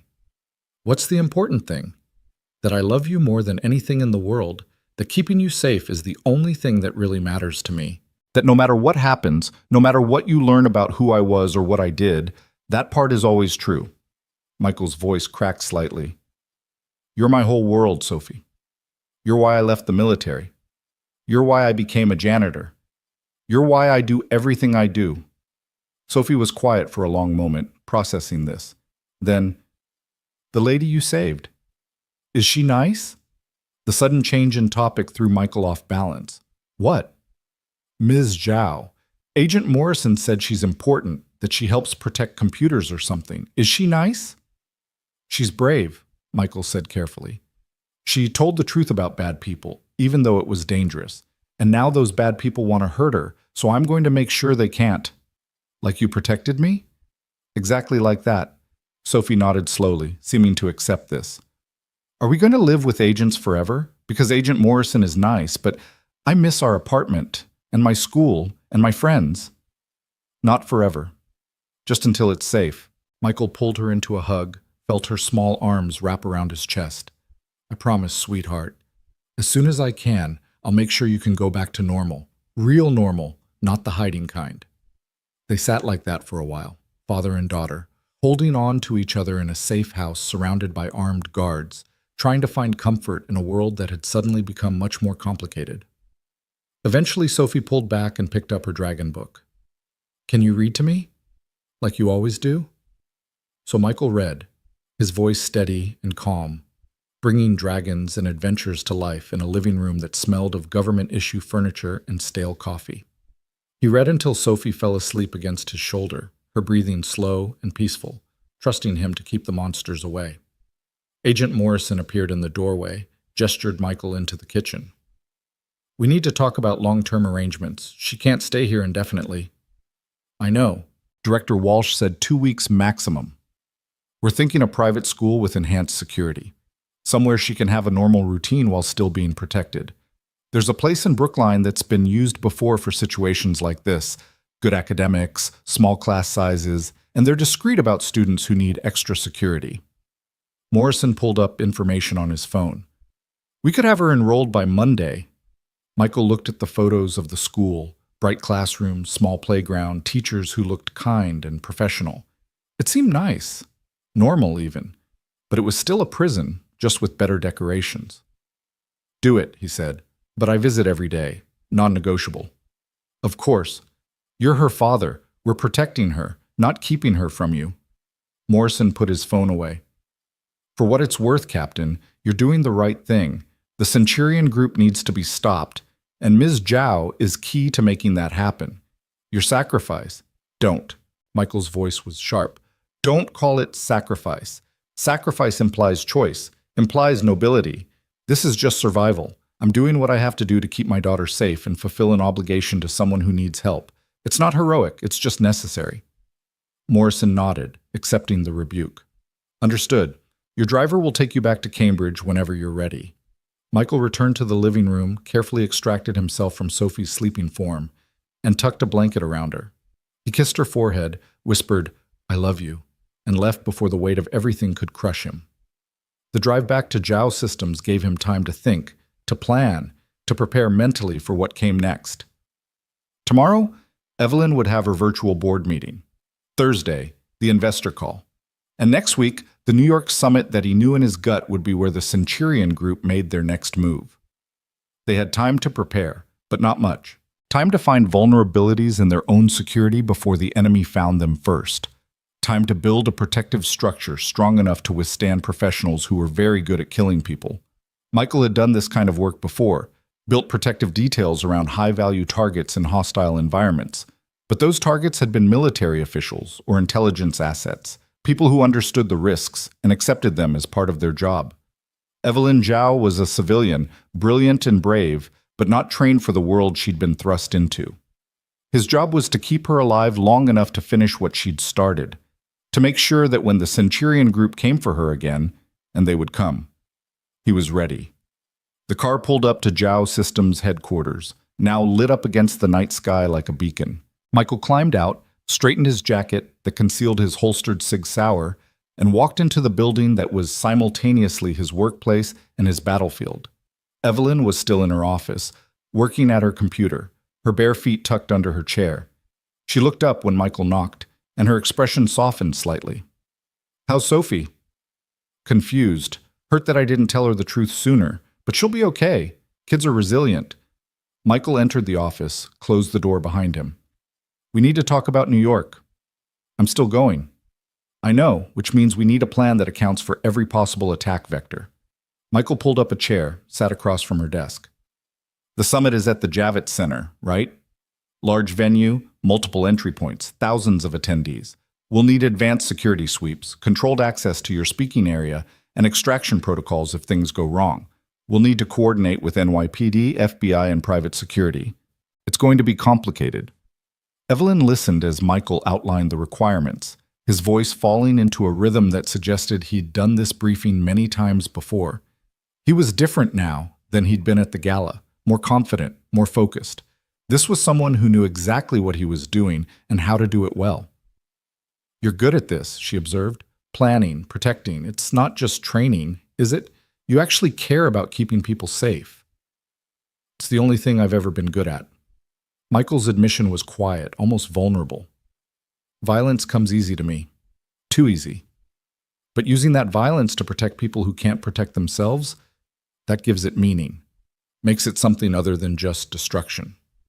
Evelyn studied him in the dim office light, this man who'd killed to save her and then surrendered peacefully because he had a daughter waiting for him. He was a contradiction, lethal and gentle, dangerous and protective, a weapon who chose who to aim himself at. "I'm glad you were at that gala," she said. "I'm glad you chose to help me, and I'm sorry that doing the right thing cost you your peace." "Peace is overrated." Michael stood, moved to the window, looked out at Boston at night. "I spent 8 years trying to be peaceful, trying to be normal. But every night, I dreamed about the work I used to do. Every morning, I woke up feeling like I was wasting skills that could help people. Maybe this is who I'm supposed to be. Maybe hiding was the lie, and this is the truth. Or maybe," Evelyn said gently, "you're both. The janitor and the soldier, the father and the protector. Maybe you don't have to choose." Michael didn't respond, but something in his posture suggested he was considering her words. They stood in comfortable silence, two people brought together by violence, trying to figure out how to survive what came next. Outside, the city continued its rhythm. Cars on streets, lights in windows, people living lives unaware of the battles fought in shadows to keep them safe. Somewhere in that city, the Centurion Group was planning their next move. Somewhere, enemies were gathering. But tonight, in this office, Evelyn Zhao was alive, and Michael Cross had a purpose beyond simply surviving. It would have to be enough. The week that followed moved with a strange duality: surface calm, masking constant tension, routine punctuated by moments of acute awareness that death could arrive at any second wearing any face. Michael established patterns designed to look predictable while actually being anything but. He arrived at Zhao Systems each morning at different times, using different routes, varying his routine enough that anyone trying to establish a pattern would find only chaos disguised as order. Evelyn's board meeting went smoothly, conducted via secure video conference from a room Michael had swept twice for surveillance devices. The investors' call on Thursday required similar precautions, and Michael stood outside the conference room door for 2 hours, watching, waiting, seeing threats in every delivery person and maintenance worker who passed through the building's corridors. Sophie started at her new school on Monday morning, and Michael drove her there himself, his eyes constantly scanning for vehicles that followed too closely or faces that appeared too frequently. She'd been quiet during the ride, clutching her dragon book like a talisman, and when they'd pulled up to the small private academy in Brookline, she'd looked at the armed security guard trying to appear casual near the entrance. "It's like I'm famous," she'd said softly, "but for bad reasons." Michael had knelt beside her car door, his hands on her shoulders. "You're not famous, sweetheart. You're protected. There's a difference, and it won't be forever. I promise." She'd nodded, kissed his cheek, and walked into the school with her head held high, 7 years old and already learning to navigate a world that wasn't fair, wasn't safe, wasn't anything like what childhood should be. Michael had watched until she disappeared inside, then sat in his car for 5 full minutes, hands gripping the steering wheel, fighting the urge to grab her and run somewhere the Centurion group could never find them. But running wouldn't solve anything. It would just postpone the inevitable confrontation, and next time he might not be fast enough, or skilled enough, or lucky enough to keep Sophie safe. Better to face the threat now, on ground he'd prepared, with resources backing him up. Better to finish what Evelyn had started before it consumed them all. On Friday afternoon, Director Walsh arrived at Zhao Systems with Agent Chen and a woman Michael didn't recognize. She was in her 40s, with sharp features and eyes that suggested she'd seen too much and forgotten nothing.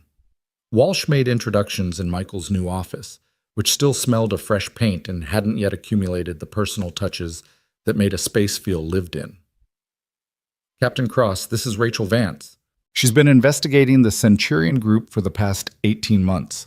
She has information you need to hear before New York." Rachel Vance didn't waste time on pleasantries. She pulled out a tablet, called up files, and began speaking with the clipped efficiency of someone delivering a military briefing.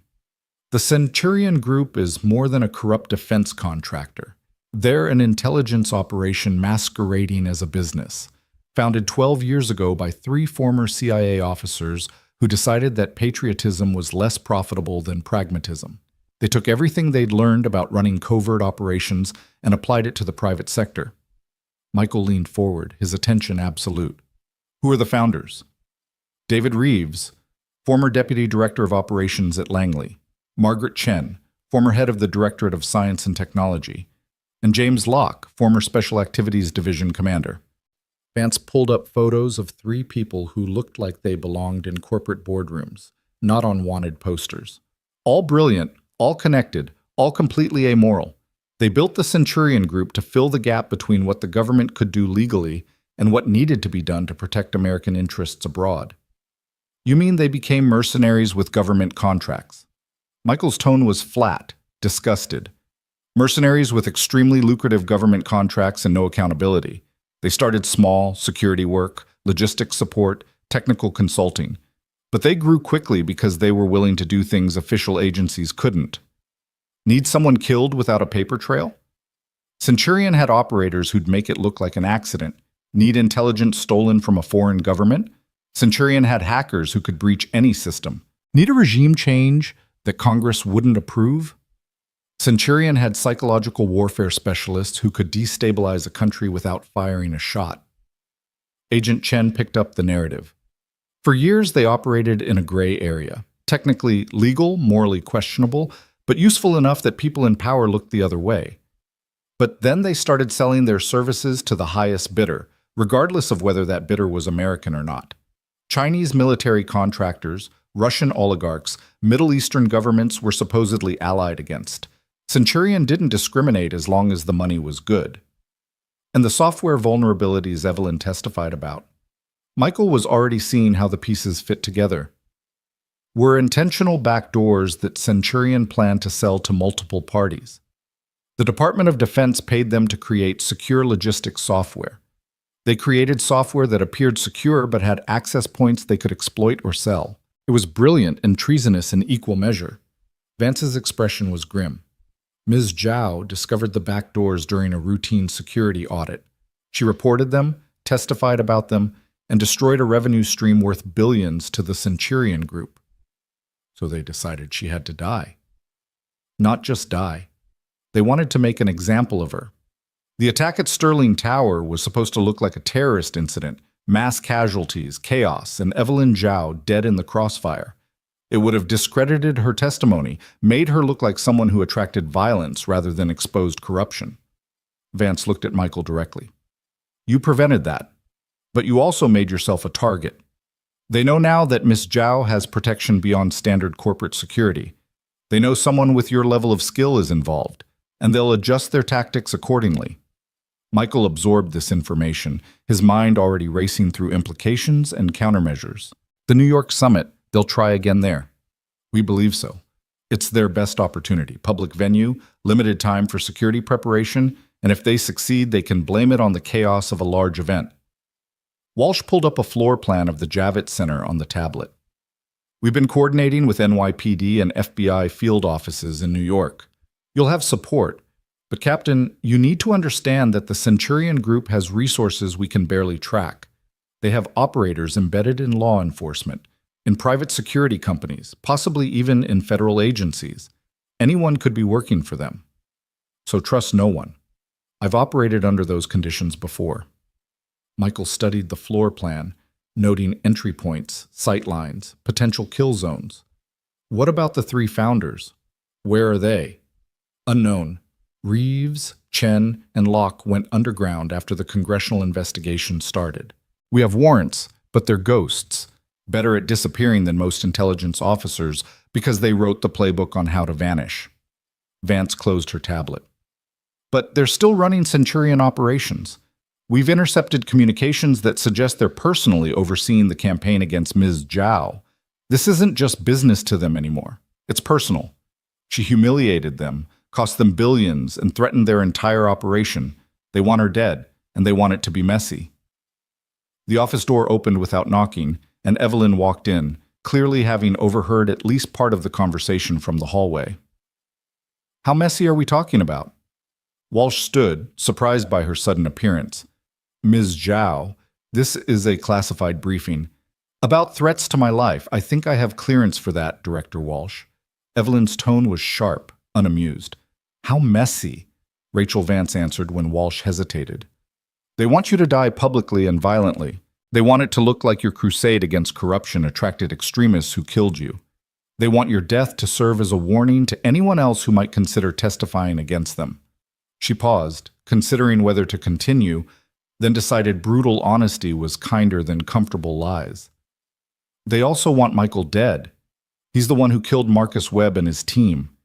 The Centurion Group views him as a threat that needs to be eliminated before he becomes a larger problem. And Sophie?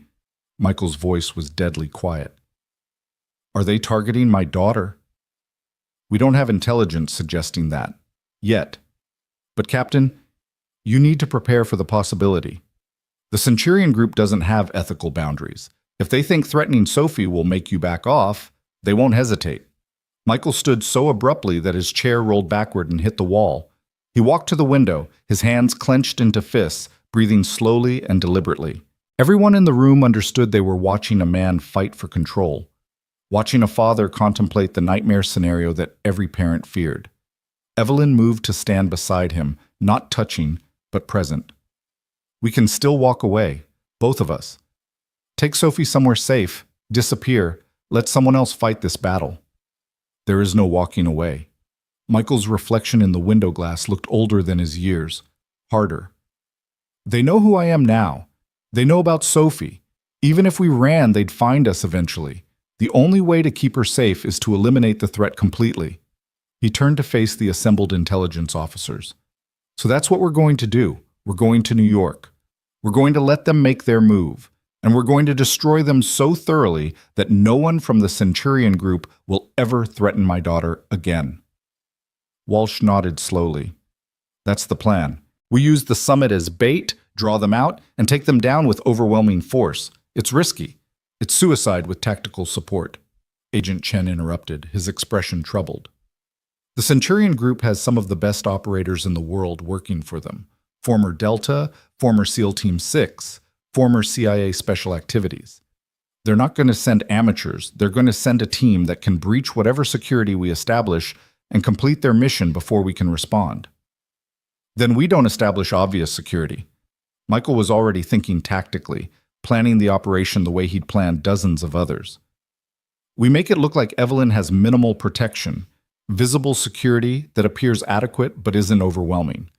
We make them think they have an opportunity, and then we position real assets in places they won't expect, with overlapping fields of fire and response protocols that can lock down the entire venue in seconds. You want to use Miss Zhao as bait. Vance's statement wasn't a question. I want to use both of us as bait. They're coming for her, but they're also coming for me now. We're both targets, which means we're both assets in this operation. Michael looked at Evelyn, but only if you agree. This is your life we're gambling with. You get to decide if the risk is worth it. Evelyn was quiet for a moment, considering. The safe choice was obvious. Cancel the summit appearance, go into protective custody, let the federal government handle the prosecution while she stayed hidden. It was the smart choice, the logical choice, the choice that prioritized survival over principles. But Evelyn Zhao hadn't built her company by making safe choices. She'd built it by taking calculated risks, by believing that some things were worth fighting for, even when the odds were bad.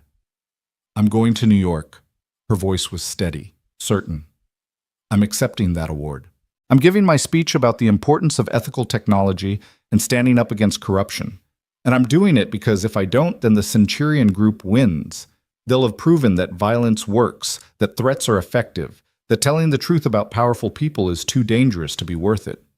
She looked around the room, meeting each person's eyes in turn. I won't live in that world. I won't let them create that world. So yes, use me as bait. Let them come. And when they do, make sure they regret it. The decision made, the tone of the meeting shifted from debate to planning. Michael and Walsh worked through security protocols while Chen coordinated with New York law enforcement, and Vance compiled intelligence on known Centurion operatives who might be deployed. Evelyn watched them work, seeing the military precision beneath the civilian clothing, understanding that she'd just committed herself to a battle where defeat meant death. She wasn't naive enough to think she'd survive on courage alone, but she also wasn't naive enough to think hiding would keep her safe. The Centurion group had already proven they could reach her anywhere. Better to face them on ground she'd chosen, with allies she trusted, than to wait for them to attack when and where they had all the advantages. The meeting broke up after 2 hours, with everyone clear on their roles and responsibilities. Walsh and his team left first, their government SUVs pulling away from Zhao Systems headquarters with the aggressive confidence of federal authority. Vance lingered, pulled Michael aside while Evelyn was distracted by a call from her assistant. Captain Cross, I need you to understand something. Her voice was low, urgent. The Centurion group doesn't fail often. When they do, they learn from it and come back stronger. Marcus Webb was their first attempt, brutal and direct. The next attempt won't be. It'll be subtle, complicated, something you won't see coming until it's too late. I appreciate the warning. Michael's tone suggested he'd already considered this. I'm not sure you do. You're thinking like a military operator. Identify the threat, establish a perimeter, control the environment. But the Centurion group doesn't operate that way. They operate like intelligence officers. They manipulate, they deceive, they attack from directions you didn't know existed. Vance glanced at Evelyn, still on her phone call, then back to Michael. They might not try to kill her at all. They might try to discredit her, destroy her reputation, make her testimony worthless in court. Or they might go after the people she cares about, employees, friends, family. They might make her choose between her principles and the people she loves. I'm prepared for that. Michael said it with more confidence than he felt. Are you prepared for them to go after Sophie? Because, Captain, if they decide that threatening your daughter is the fastest way to neutralize you, they will do it without hesitation, and no amount of security can protect her if they're truly determined. Vance's expression was sympathetic but unflinching. I've seen what the Centurion Group does to people who get in their way. I've investigated crime scenes that looked like accidents but were carefully staged murders. I've interviewed witnesses who later recanted their statements because someone threatened their children. I've watched good people break under pressure that never let up. You need to prepare yourself for the possibility that keeping Miss Zhao alive might cost you everything you care about. Michael met her gaze, and Vance saw something in his eyes that made her step back slightly, a darkness that came from places she'd only read about in classified reports. If they touch my daughter, there won't be enough of the Centurion Group left to investigate. There won't be crime scenes or witnesses or evidence. There will just be empty buildings and bodies that are never found. Do you understand me, Agent Vance? I understand that you're a father who's scared for his child. I also understand that the Centurion Group is counting on that fear to control you. Don't let them weaponize your love, Captain. That's how they win. Vance pulled out a business card, handed it to him. My personal number. If anything happens, anything, you call me directly. No chain of command, no protocol. You call me, and I'll move heaven and earth to help. You have my word. Michael took the card, slipped it into his pocket. Thank you. Vance left, and Michael stood alone in his office, looking at the wall he hadn't yet decorated with photos or certificates or the personal artifacts people used to claim space as their own. This office was temporary, just like every place he'd inhabited for the past 8 years. Nothing permanent, nothing that couldn't be abandoned in an emergency. It was a survival strategy that had worked perfectly until now. But Sophie deserved permanence. She deserved a home that was more than a tactical position, a life that was more than contingency plans and emergency protocols. She deserved normal, and Michael had promised her they'd get back to normal soon. He just had to survive New York first. The weekend passed in a blur of preparation. Michael flew to New York on Saturday, spent Sunday walking the Javits Center with a security team that had been vetted 3 times by 3 different agencies.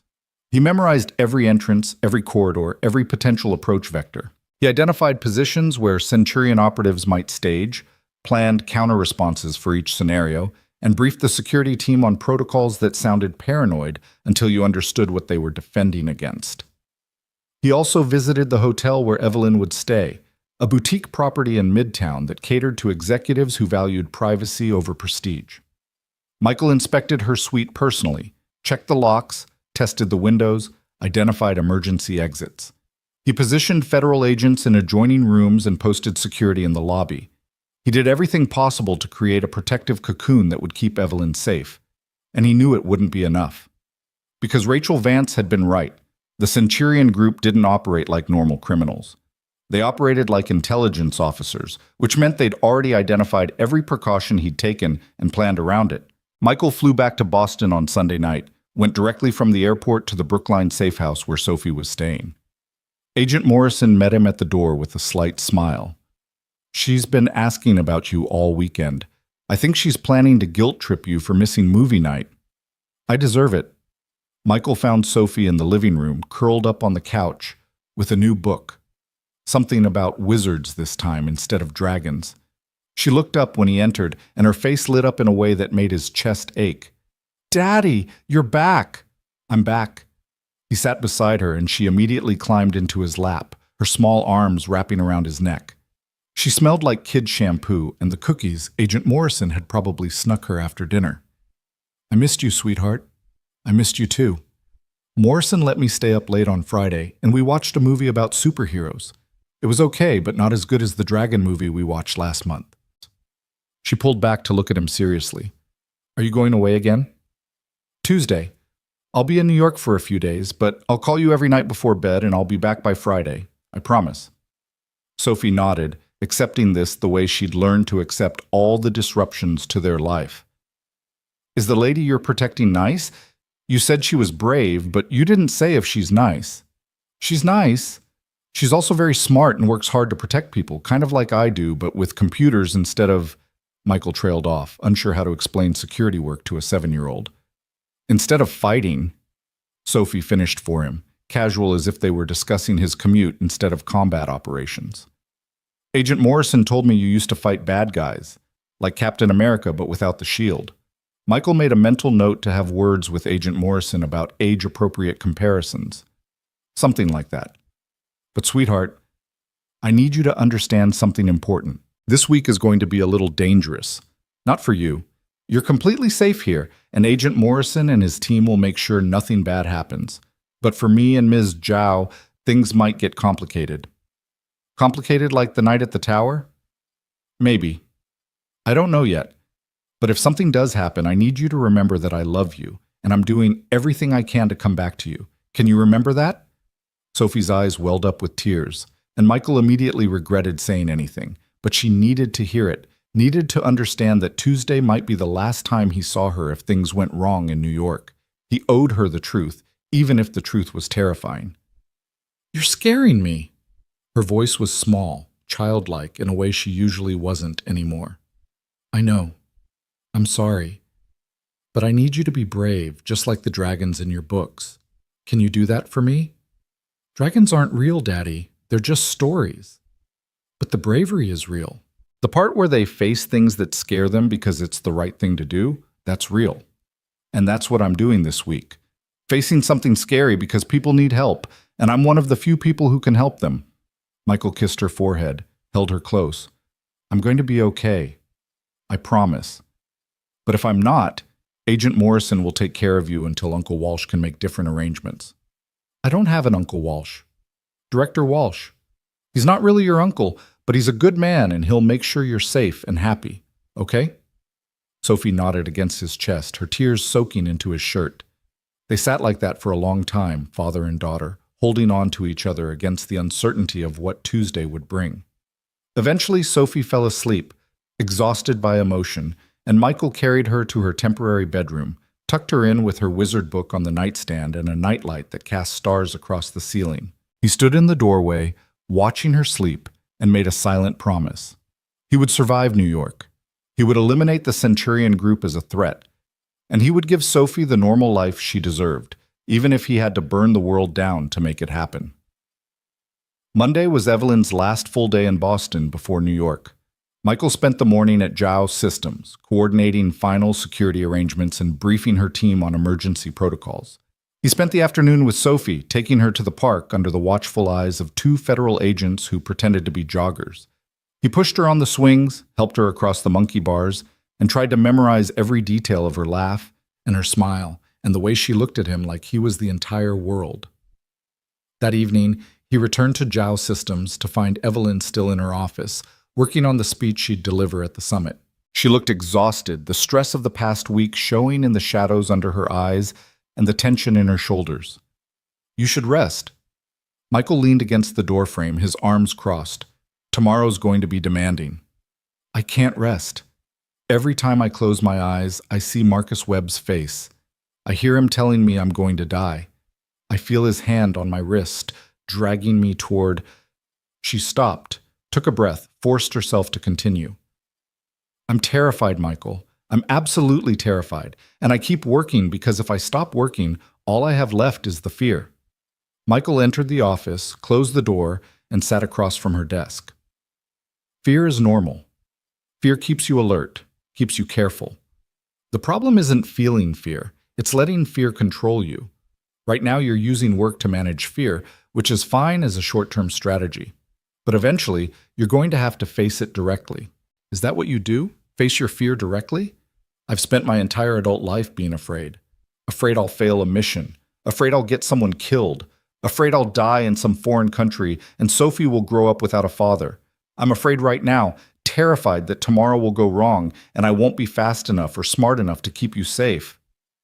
Michael's voice was steady, honest. But I've learned that fear is just information. It tells you what matters, what's at stake, what you need to protect.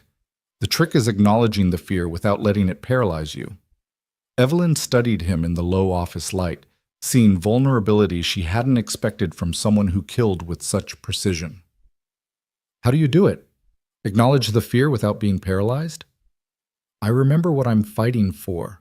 Not abstract concepts like justice or duty. Those are too big to hold on to when bullets are flying. I remember Sophie's face. I remember that if I fail, she loses her father. That fear is bigger than any fear of dying or getting hurt. It's the fear that drives everything else. He paused. Tomorrow, when you're standing on that stage and you're afraid, remember why you testified in the first place. Remember the people who will be hurt if the Centurion group isn't stopped. Make your fear about them instead of yourself, and you'll find the courage you need. That's very philosophical for someone who shoots people for a living. I don't shoot people for a living.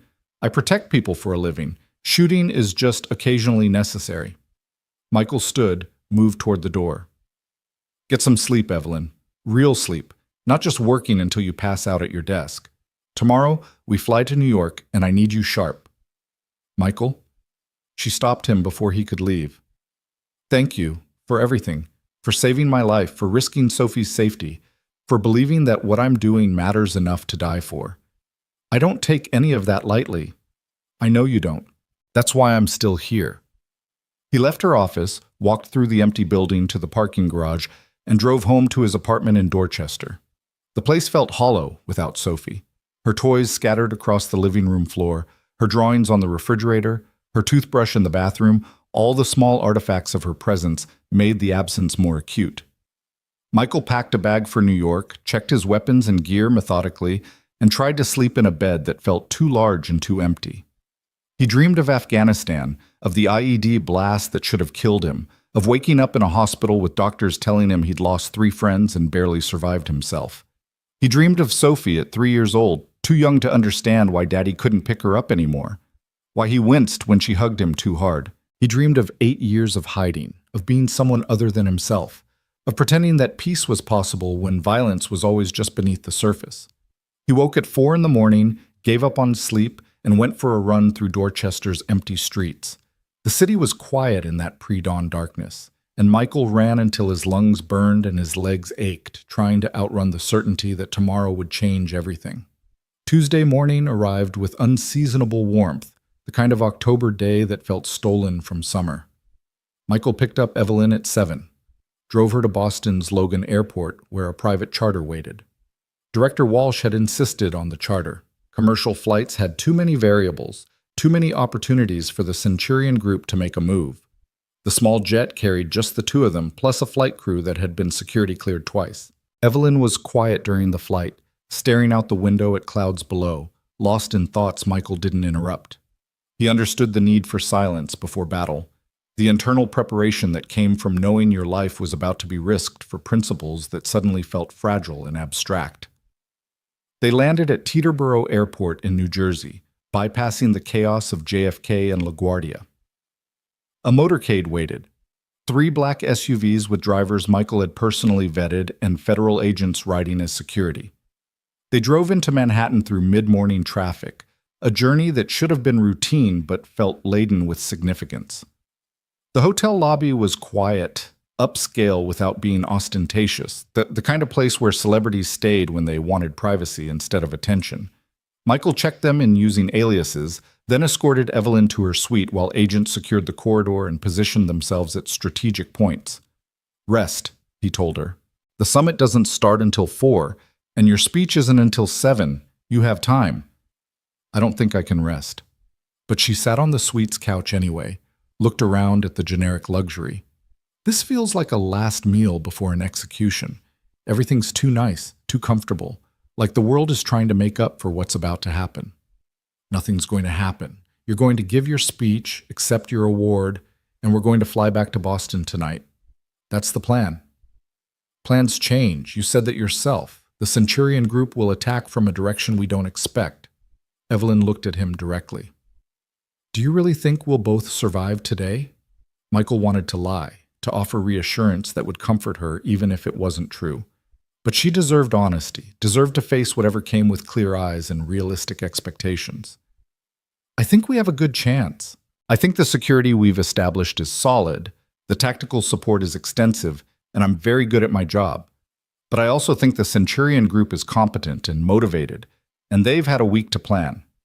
So yes, there's risk, real risk, the kind that doesn't come with guarantees. He sat beside her on the couch, close but not touching. If something does go wrong, if they breach our security and get close, I need you to follow my instructions exactly. No questions, no hesitation. Can you do that? I can do that. Good. Then try to rest. I'll be right outside your door. Michael left the suite, positioned himself in the hallway where he could watch both the elevator and the stairwell access. Other agents were scattered throughout the hotel, but he trusted his own vigilance more than anyone else's. Hours passed slowly, marked by people coming and going, hotel guests, staff, delivery personnel. Michael watched them all, assessed them all, saw threats in every stranger's face. At 3 o'clock, Evelyn emerged from her suite wearing a charcoal suit that was professional and elegant, her hair styled simply, her makeup minimal. She looked like a tech executive preparing for a business engagement, not someone expecting an assassination attempt. Michael approved. The Centurion group would be watching for signs of heightened security, looking for indications that their target knew they were coming. Appearing calm and confident would make them think their operation remained covert. "Ready?" Michael asked. "No, but let's go anyway."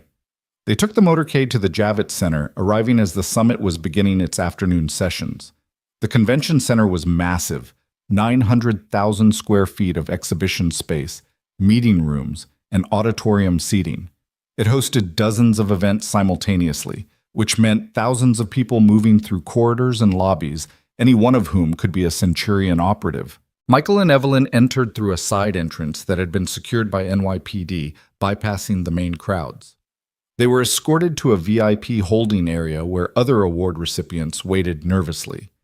Evelyn made small talk with a founder of a renewable energy startup and the CEO of an educational technology company, both of whom seemed unaware that one of their fellow honorees was a target for assassination.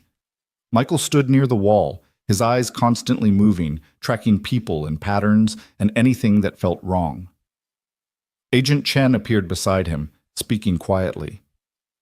"Perimeter is secure. We have tactical teams positioned at all major entrances, plainclothes officers throughout the exhibition floor, and counter-sniper units on the roof. NYPD has been briefed, and they're running facial recognition on everyone who enters. If any known Centurion operatives try to access the building, we'll know immediately." "What about unknowns, contractors we haven't identified, new recruits, people who aren't in any database?" Michael's question was sharp. "We're doing our best, Captain, but you know as well as I do that perfect security is impossible. We're minimizing risk, not eliminating it." Minimizing might not be good enough. Michael watched the door as more people entered the holding area, summit organizers, media escorts, a photographer who looked nervous and held his camera like it might explode. The Centurion group didn't survive this long by being predictable. They're going to hit us from an angle we haven't prepared for. Then we adapt and respond. That's why you're here, Captain. You're our ace in the hole, the asset they don't know about, the variable in their equation.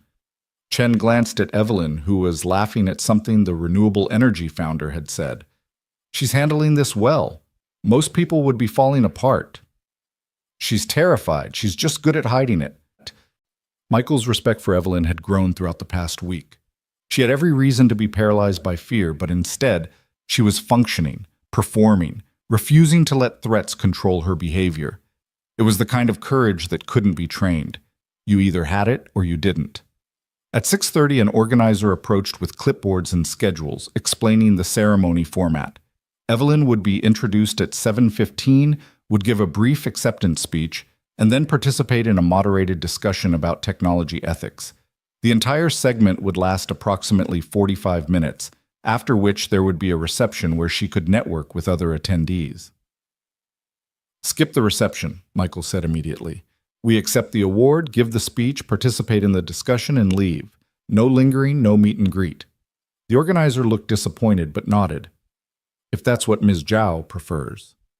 "It is."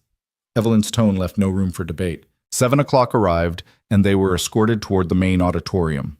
Michael walked slightly behind and to the left of Evelyn, his hand resting casually near his concealed weapon, his eyes scanning constantly. The corridor was packed with people heading to various sessions, and Michael tracked each face, each movement, looking for anything that suggested hostile intent. They reached the auditorium entrance, and Michael stopped suddenly, his hand coming up to halt Evelyn. Something was wrong. He couldn't articulate what, couldn't point to specific evidence, but 8 years of combat operations had taught him to trust his instincts when they screamed danger. "What is it?" Evelyn whispered. "I don't know, but something's off." Michael keyed his radio, spoke quickly. "Chen, do we have eyes on all exits from the auditorium?" "Affirmative? Why?" "Because I think we're walking into a trap. The ceremony, the timing, the setup, it's too perfect. They want her on that stage, exposed, with 1,000 people in the audience for cover." Michael was thinking out loud now, working through the tactical problem. "They won't shoot her. Too obvious, too many witnesses. But they could grab her during the confusion after the ceremony, or plan an explosive in the auditorium timed to detonate after she's off stage." "We swept the auditorium twice. It's clean." "Sweep it again, now. And I want all security personnel to verify their credentials with direct supervisor contact. No radio confirmation, actual voice contact. Someone on our team might be compromised." There was a pause. Then Chen's voice came back tight with tension. "Copy that. Initiating secondary sweep and credential verification." "Do you want to delay the ceremony?" Michael looked at Evelyn, saw the question in her eyes. They could delay, could claim technical difficulties or health concerns, could buy time for more security measures. But delaying might just postpone the inevitable attack, and next time, they might not have warning. "No delay, but we go in hot. I want tactical teams ready to respond instantly, and I want an evacuation route that doesn't use main exits. Can you arrange that?" "There's a service corridor behind the stage that leads to the loading docks. I'll have it secured." "Do it. And Chen, if this goes wrong, get Evelyn out first. Me second. The ceremony attendees third. That's the priority order." "Understood. Good luck, Captain." Michael turned off his radio and looked at Evelyn. "Last chance to back out." "Not a chance." Her voice was steady, determined. "Let's go give them their show." They entered the auditorium together, Michael's hand close to his weapon. His awareness expanded to encompass everything: the stage crew adjusting lights, the audience members finding seats, the security personnel positioned at intervals along the walls. His eyes tracked patterns, identified anomalies, searched for the threat he knew was coming but couldn't yet see. The ceremony began with opening remarks from the summit director, a woman in her 50s who spoke passionately about technology's role in building a better future. Then came the awards, presented one by one to founders and CEOs who'd made contributions to various fields. Each recipient gave a brief speech, accepted their award, and exited to applause. Evelyn was fourth in the sequence. When her name was announced, Evelyn Zhao, founder and CEO of Zhao Systems, for her work in protecting critical infrastructure and her courage in exposing security vulnerabilities, the applause was substantial, warm. She walked onto the stage with apparent confidence, shook hands with the summit director, and accepted a crystal award that caught the stage lights and threw rainbow reflections. Michael watched from the wings, his body coiled tight, ready to move. The audience numbered approximately 800 people, all seated, all focused on the stage. Any one of them could be a threat. Any one of them could have a weapon concealed under business casual clothing. The only thing keeping Evelyn safe was the hope that the Centurion group wouldn't risk such a public attack. But hope wasn't a strategy, and Michael didn't believe in hope. Evelyn began her speech, and her voice carried through the auditorium with clarity and conviction. 8 months ago, I discovered that software trusted to protect military logistics had been compromised. I reported this discovery knowing it would make enemies among powerful people. I testified before Congress, knowing it would put my company and my safety at risk. I did these things because I believe that truth matters more than convenience, that security requires vigilance, and that those of us with technical expertise have an obligation to protect the systems that society depends on.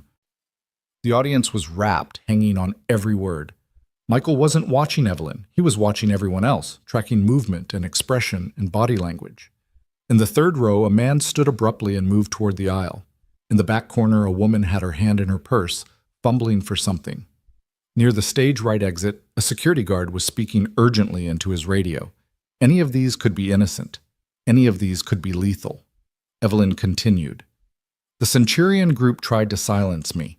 They sent armed men to kill me at a public gala, and they would have succeeded if not for the intervention of someone braver than myself.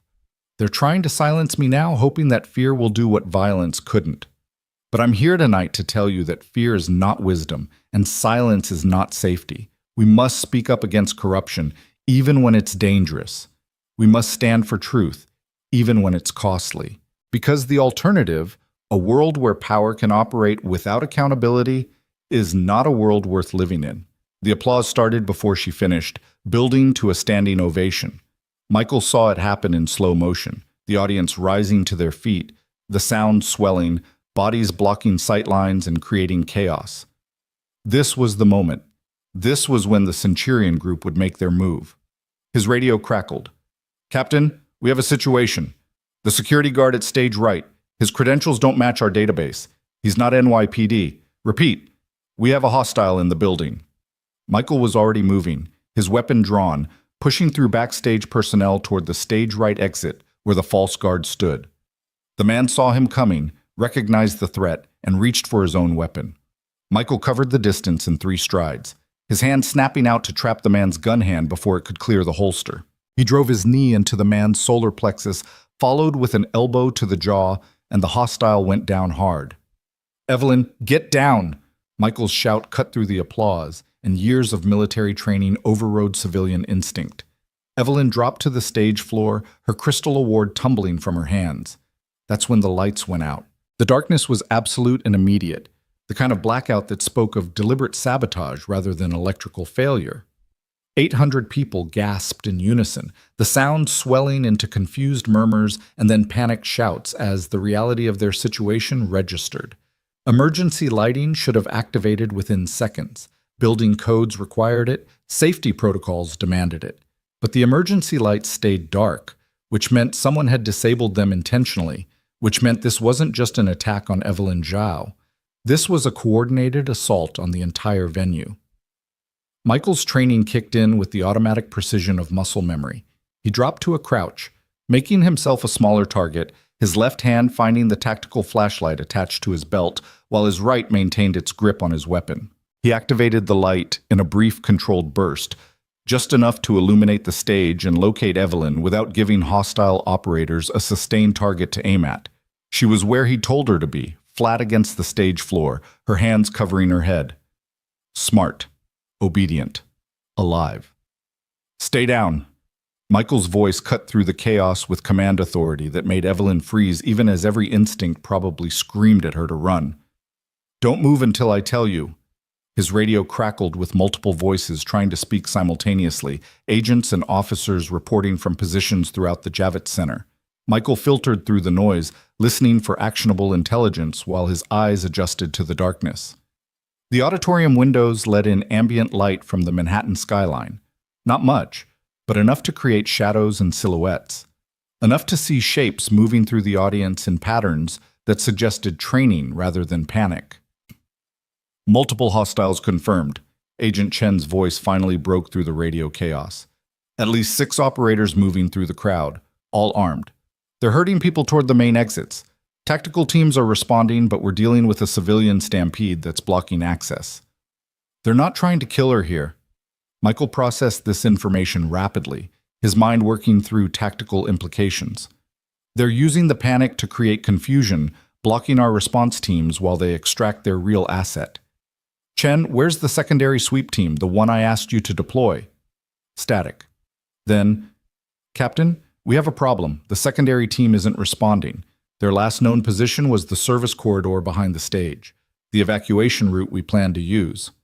Michael's blood went cold. The service corridor, the secure exit route, the path he'd intended to use to get Evelyn out of danger, compromised. The Centurion group hadn't just attacked the ceremony. They'd infiltrated the security response, positioned themselves along the evacuation route, and now they were waiting for Michael to do exactly what he was trained to do. They'd turned his own tactical planning against him. "New plan." Michael's voice was calm, decisive, the voice of someone who'd operated under impossible conditions and survived through adaptation. "We're not evacuating through service corridors.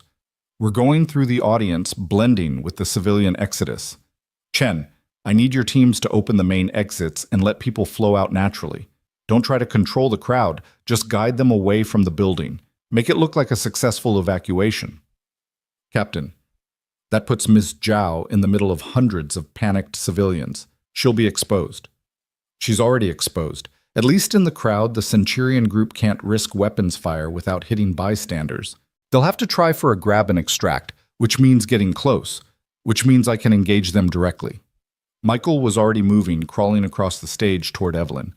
Execute the order. Open the exits. Now! He reached Evelyn, touched her shoulder to orient her in the darkness. Listen carefully. We're going to walk off this stage, down the side steps, and merge with the crowd heading for the exits.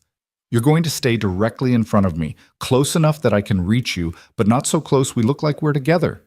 You're going to move at a steady pace, not too fast, not too slow. You're going to be just another person trying to leave a scary situation.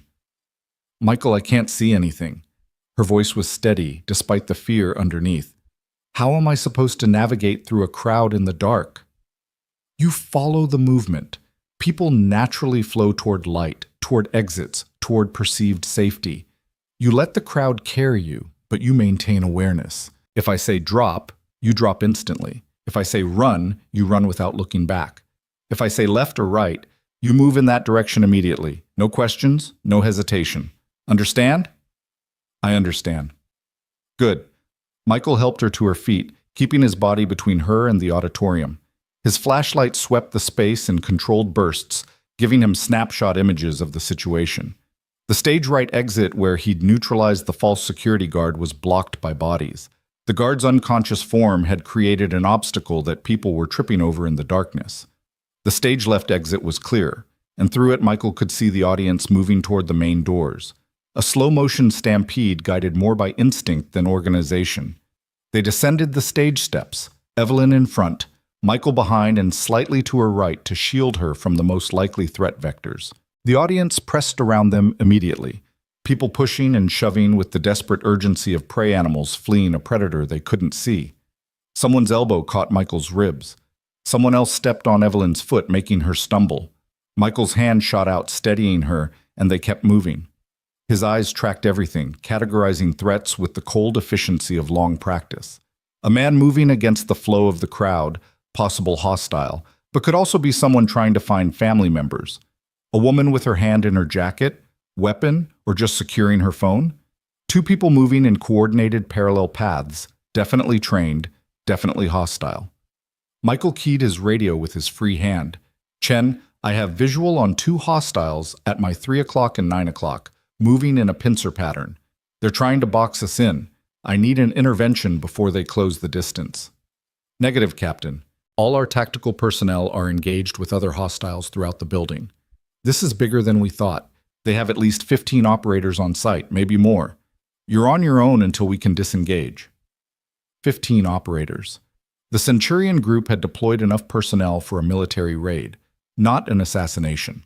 They'd committed resources that suggested this wasn't just about killing Evelyn Zhao.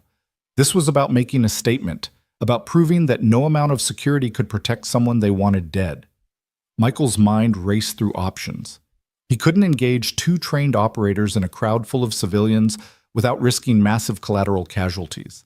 He couldn't outrun them because Evelyn wasn't trained for evasion and would be too slow. He couldn't call for backup because backup was already overwhelmed. He was alone with a civilian dependent in hostile territory, facing enemies who had every advantage. It was exactly the kind of impossible situation he'd been trained for. Evelyn, when I say run, you're going to break right toward that exit sign. Michael pointed to an emergency exit barely visible in the darkness, its illuminated sign somehow still functioning. You're going to run as fast as you can, and you're not going to stop for anything. I'll be right behind you. What about the hostiles? I'll handle them. You just run. Michael's tone left no room for argument. Ready? 3, 2, 1, run! Evelyn bolted, her business shoes pounding against the floor as she sprinted toward the exit. Michael turned to face the two hostiles closing in, his weapon coming up, his body creating a physical barrier between the threat and his protectee. The hostile at 3 o'clock reached him first, a man in his 30s with the wiry build of someone who practiced violence professionally. He came in fast, confident, his hands moving toward Michael's weapon in a disarm attempt that would have worked on most people. Michael wasn't most people. He pivoted, letting the hostile's momentum carry him past, and drove the butt of his weapon into the man's kidney with enough force to shut down his nervous system. The hostile dropped, gasping, and Michael was already moving toward the second threat, a woman who'd pulled a compact tactical knife and was closing the distance with predatory grace. She was good. Michael saw it in her stance, in the way she held the knife, in the controlled aggression of her approach. Former military, probably special operations, now selling her skills to whoever paid best. Under different circumstances, they might have been colleagues. Under these circumstances, one of them was going to the hospital and the other was walking away. The woman feinted left, came in right, her knife seeking Michael's torso with professional precision. He blocked with his forearm, felt the blade slice through his jacket and bite into flesh. Shallow, painful, but not debilitating. His counterstrike was immediate and brutal, an elbow to her jaw that snapped her head back and sent her stumbling. She recovered faster than expected, came at him again, and Michael realized he didn't have time for this engagement. Evelyn was already at the emergency exit, pushing through the door into whatever lay beyond. Michael needed to be with her, needed to maintain protective coverage, needed to stop wasting time on enemies who didn't matter compared to the primary mission. He shot the woman in the leg. Not a kill shot, not even particularly accurate given the darkness and the movement, but enough to put her on the ground and take her out of the fight. She went down screaming, clutching her thigh, and Michael was already running toward the exit where Evelyn had disappeared. He hit the door at full speed, burst through into a service corridor that was dimly lit by emergency lighting that actually worked. Evelyn stood 20 feet ahead, her back against the wall, her chest heaving with exertion and fear. Between her and Michael stood 3 more hostiles, 2 men and a woman, all armed, all wearing the kind of tactical gear that spoke of serious preparation. The woman in the center spoke, her voice calm and professional. "Captain Cross? Or should I call you Phantom? I've read your file.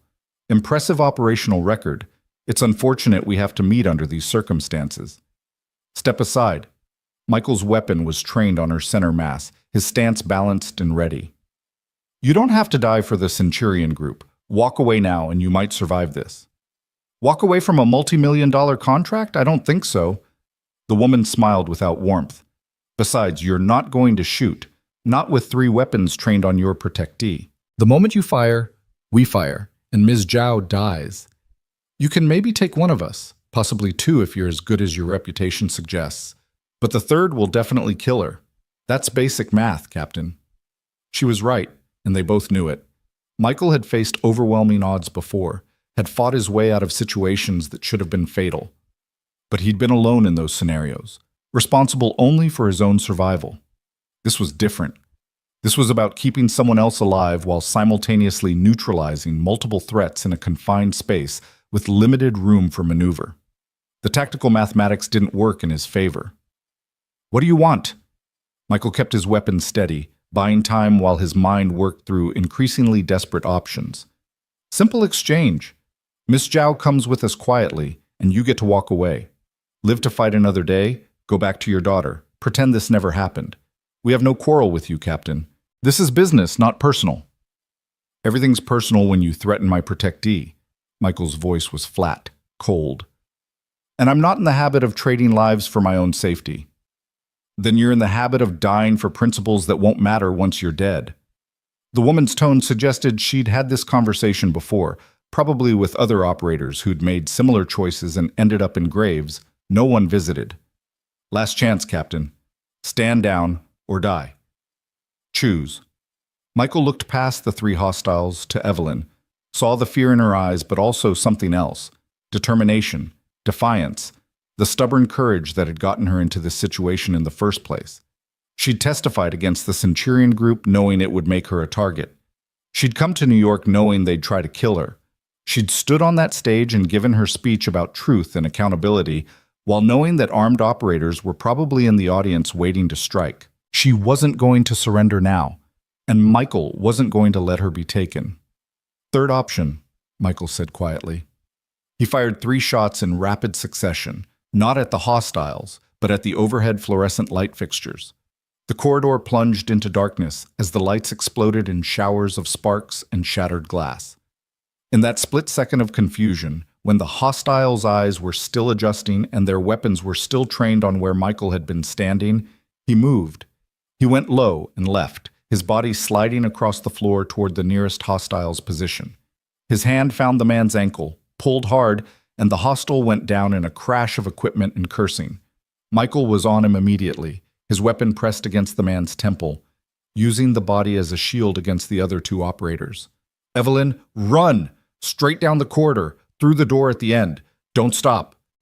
Michael's shout cut through the darkness, and he heard her footsteps pounding away, heard the distant slam of a door. Good. She was moving. She was escaping. Now he just had to survive long enough to follow her.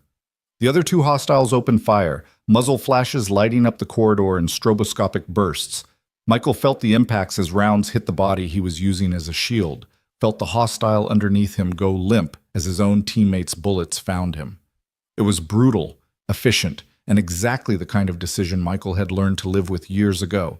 Sometimes people died so others could live, and regret was a luxury for after the mission ended. He returned fire, controlled bursts aimed at the muzzle flashes, his training allowing him to maintain accuracy despite the chaos. One hostile went down with a scream that cut off abruptly. The other, the woman who'd offered him the deal, kept firing, kept moving, her professionalism evident in the way she used cover and maintained tactical awareness even in the darkness. Michael's weapon clicked empty.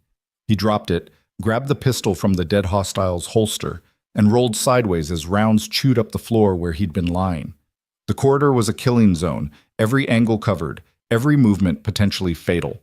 He needed to break contact, needed to reach Evelyn, needed to get them both out of this building before the Centurion group's overwhelming numerical advantage ground them down through sheer attrition.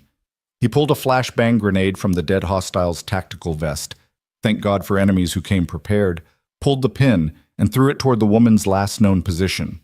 The explosion was deafening in the enclosed space, the flash bright enough to see even through closed eyelids. Michael used the moment of disorientation to run, sprinting down the corridor toward the door where Evelyn had disappeared, trusting that the remaining hostile was too stunned to shoot accurately.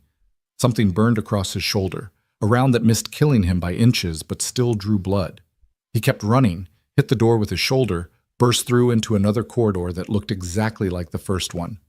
The Javits Center was a maze of service passages and utility corridors, all of them identical, all of them potentially hiding more hostiles. "Evelyn!" His shout echoed off concrete walls. "Where are you?" "Here!" Her voice came from his left, and he found her crouched behind a maintenance cart, her suit torn and dirty, her carefully styled hair now wild around her face. She looked terrified and furious in equal measure, and when she saw the blood on his shoulder, her expression shifted to concern. "You're hurt. I'm functional. That's what matters." Michael grabbed her hand, pulled her up. "We need to keep moving. The corridor behind us is compromised, and there are probably more hostiles converging on our position. Chen, if you're still listening, I need extraction options immediately." His radio crackled, but the voice that answered wasn't Chen's. It was older, cultured, carrying the kind of authority that came from boardrooms and classified briefings.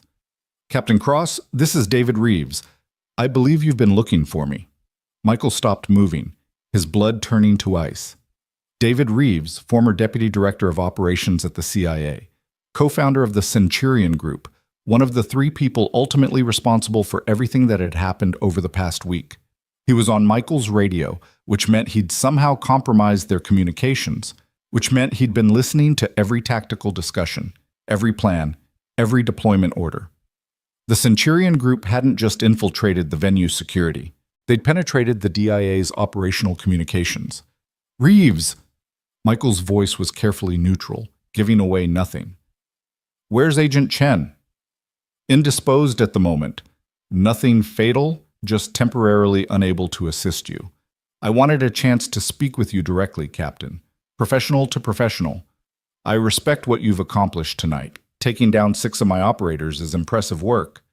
You're living up to the Phantom legend. I'm not interested in your respect. I'm interested in getting Miss Zhao to safety and putting you in prison where you belong." "Prison," Reeves laughed, the sound hollow and bitter. "Captain, do you really think the American justice system is prepared to prosecute someone like me? I have files on everyone who matters. Senators, judges, generals, intelligence directors. I know where all the bodies are buried because I helped bury most of them. Any attempt to put me on trial would expose operations that the government desperately wants to keep secret. They won't risk that exposure just to prosecute one contractor who got a little too entrepreneurial. Then maybe you won't make it to trial. Michael's tone made the threat explicit. Now we're being honest. I appreciate that. But Captain, you should understand your situation. You're trapped in a building with my people controlling every exit. The NYPD thinks this is a terrorist attack, and they've locked down the perimeter. No one gets out without being detained and processed. The FBI thinks you're a hostile operative who killed multiple security personnel. The DIA can't help you because I've convinced certain people in their chain of command that you've gone rogue, and Ms. Zhao is actually your hostage. Reeves paused, letting the implications sink in. You're alone, Captain. No backup, no extraction, no one who's going to save you. Your only option is to surrender, Ms. Show to my people and hope that I'm feeling merciful enough to let you live. Michael looked at Evelyn, saw the growing understanding in her eyes as she processed what they were hearing. They'd walked into a trap more comprehensive than anything Michael had anticipated. The Centurion group hadn't just planned to attack the ceremony. They'd orchestrated a complete tactical and political isolation, turning every potential ally into either an enemy or an obstacle. You've got one thing wrong, Reeves. Michael kept his voice steady, projecting confidence he didn't entirely feel. I'm not alone. I have Evelyn Zhao, and she's worth more than your entire organization. She's smart enough to expose your operations, brave enough to testify against you, and principled enough to die for what she believes in. You're afraid of her because you know that even if you kill her tonight, she's already set in motion events you can't control. You've already lost. You just don't know it yet. A silence on the radio. Then, eloquent, Captain, but ultimately irrelevant. My people will find you within the next 10 minutes. When they do, they have orders to kill you and extract Ms. Zhao. This is your last chance to end this without more bloodshed. Surrender now, and I'll make sure your daughter is cared for after you're gone. I'll even make sure she believes you died a hero instead of a failure who got himself killed protecting someone who wasn't worth the sacrifice. The radio went dead, and Michael fought the rage that threatened to overwhelm his tactical thinking. Reeves had mentioned Sophie deliberately, specifically, using her as psychological warfare to make Michael emotional and irrational. It was a classic intelligence technique. Find your target's pressure point and press until they broke. But Michael had been pressed before. He'd operated under psychological pressure that would have destroyed most people. He'd learned to compartmentalize, to separate the mission from personal emotion, to function even when everything inside him was screaming. We need to move. Michael pulled Evelyn toward a stairwell marked with an exit sign. Up, not down. Everyone's expecting us to try for ground-level exits. We go up, find a position we can defend, and wait for actual friendly forces to sort this out. Michael, you're bleeding badly. That shoulder wound needs treatment. Evelyn's voice carried genuine worry. Later. Right now, we need altitude and defensible space. They climbed the stairs rapidly, Michael's shoulder screaming protest with every movement, his hand leaving bloody prints on the railing. They emerged on the third floor into an area that appeared to be administrative offices, cubicles, conference rooms, the generic corporate infrastructure that existed behind every major venue. Michael found a corner office with windows overlooking 11th Avenue and the Hudson River beyond. He wedged a chair under the door handle, creating a temporary barrier, then moved to the window to assess their position. 3 floors up, windows that probably didn't open, surrounded by thousands of people and hundreds of law enforcement officers who'd been told he was a threat. Perfect. What now? Evelyn had found a first aid kit in the office bathroom and was already pulling out gauze and antiseptic. We can't stay here forever. We don't need forever. We just need long enough for Director Walsh to realize what's happening and send people he trusts personally. Michael let her tend to his shoulder, grimacing as she cleaned the wound. The bullet had carved a furrow through muscle but hadn't hit anything critical.